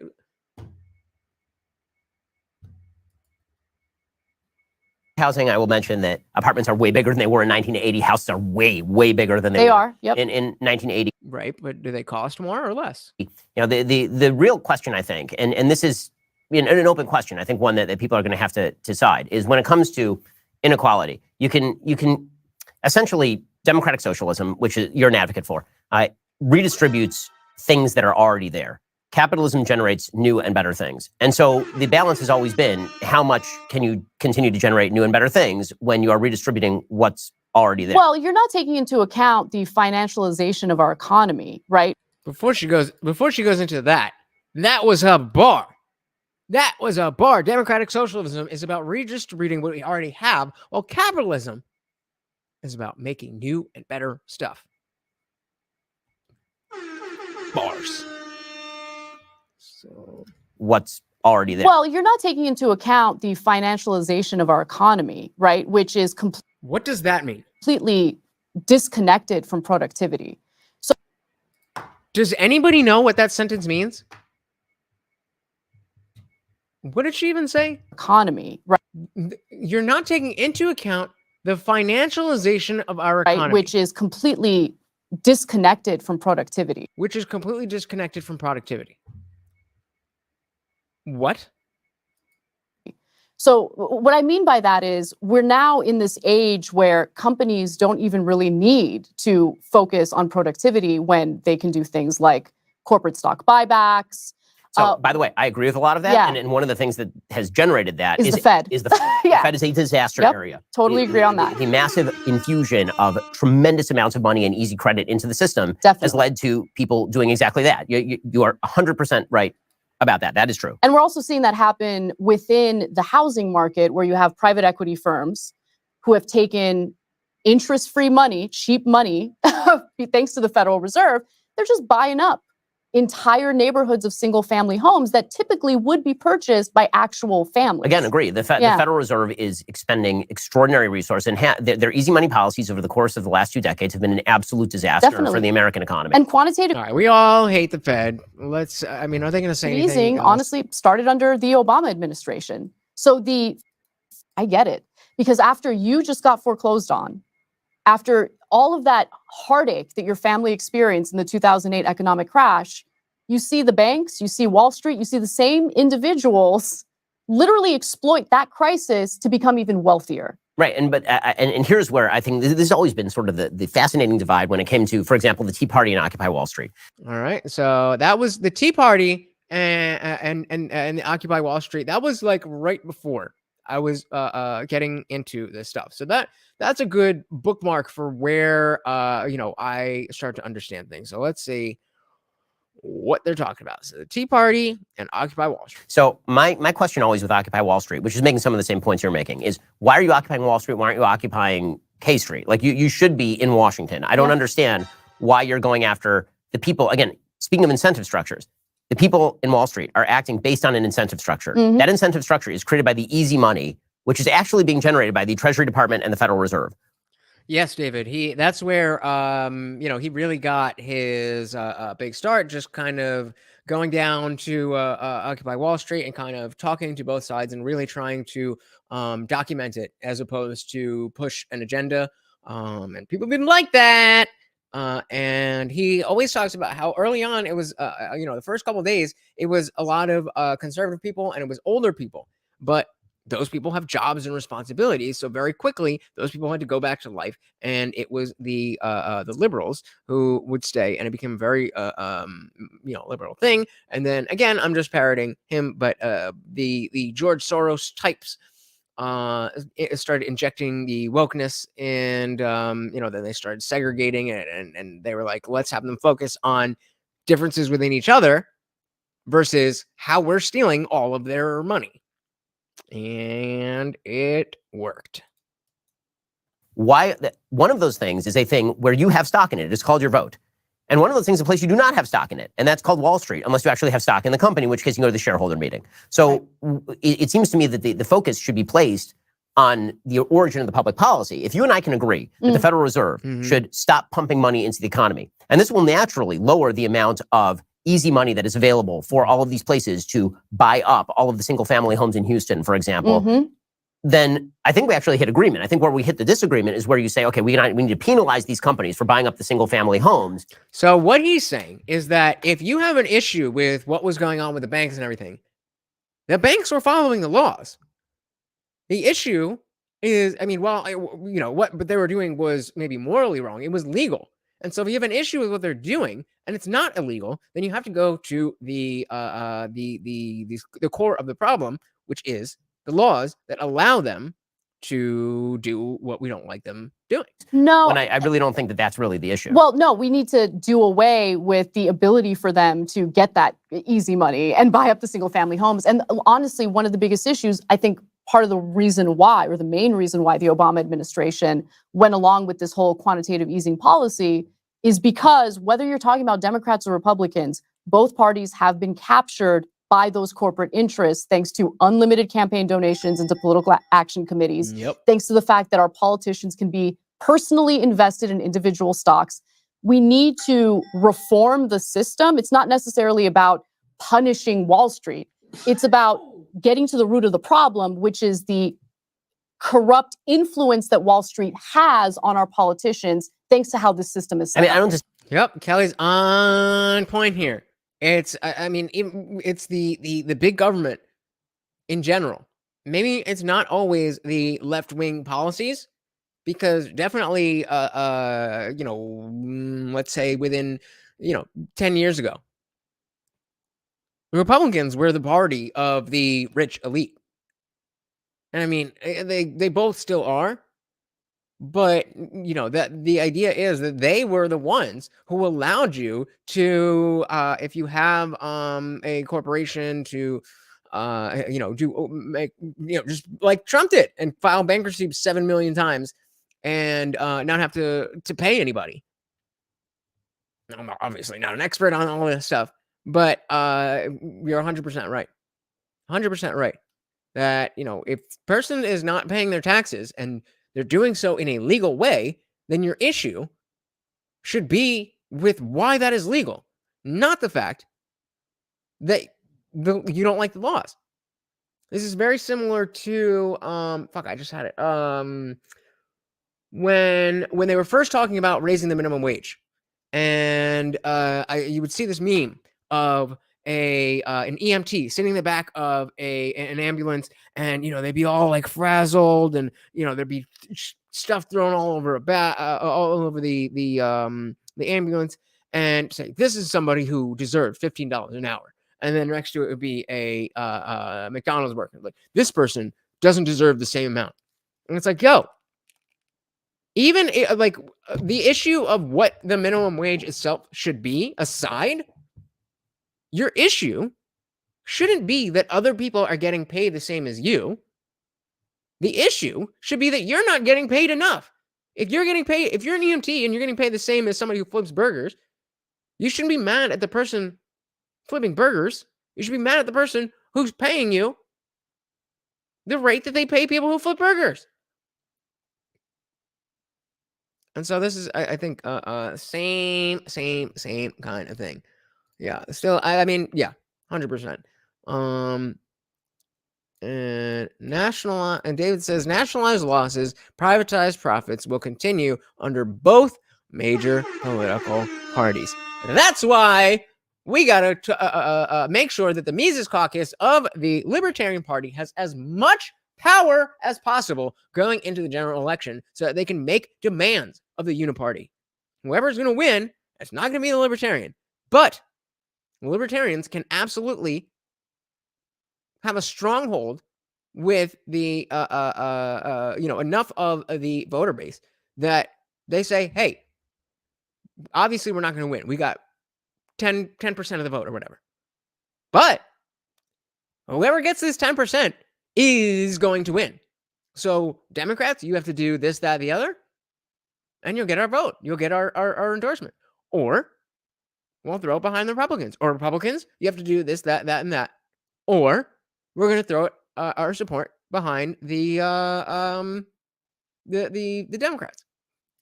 So Kelly doesn't agree. Okay. How so? Let us know.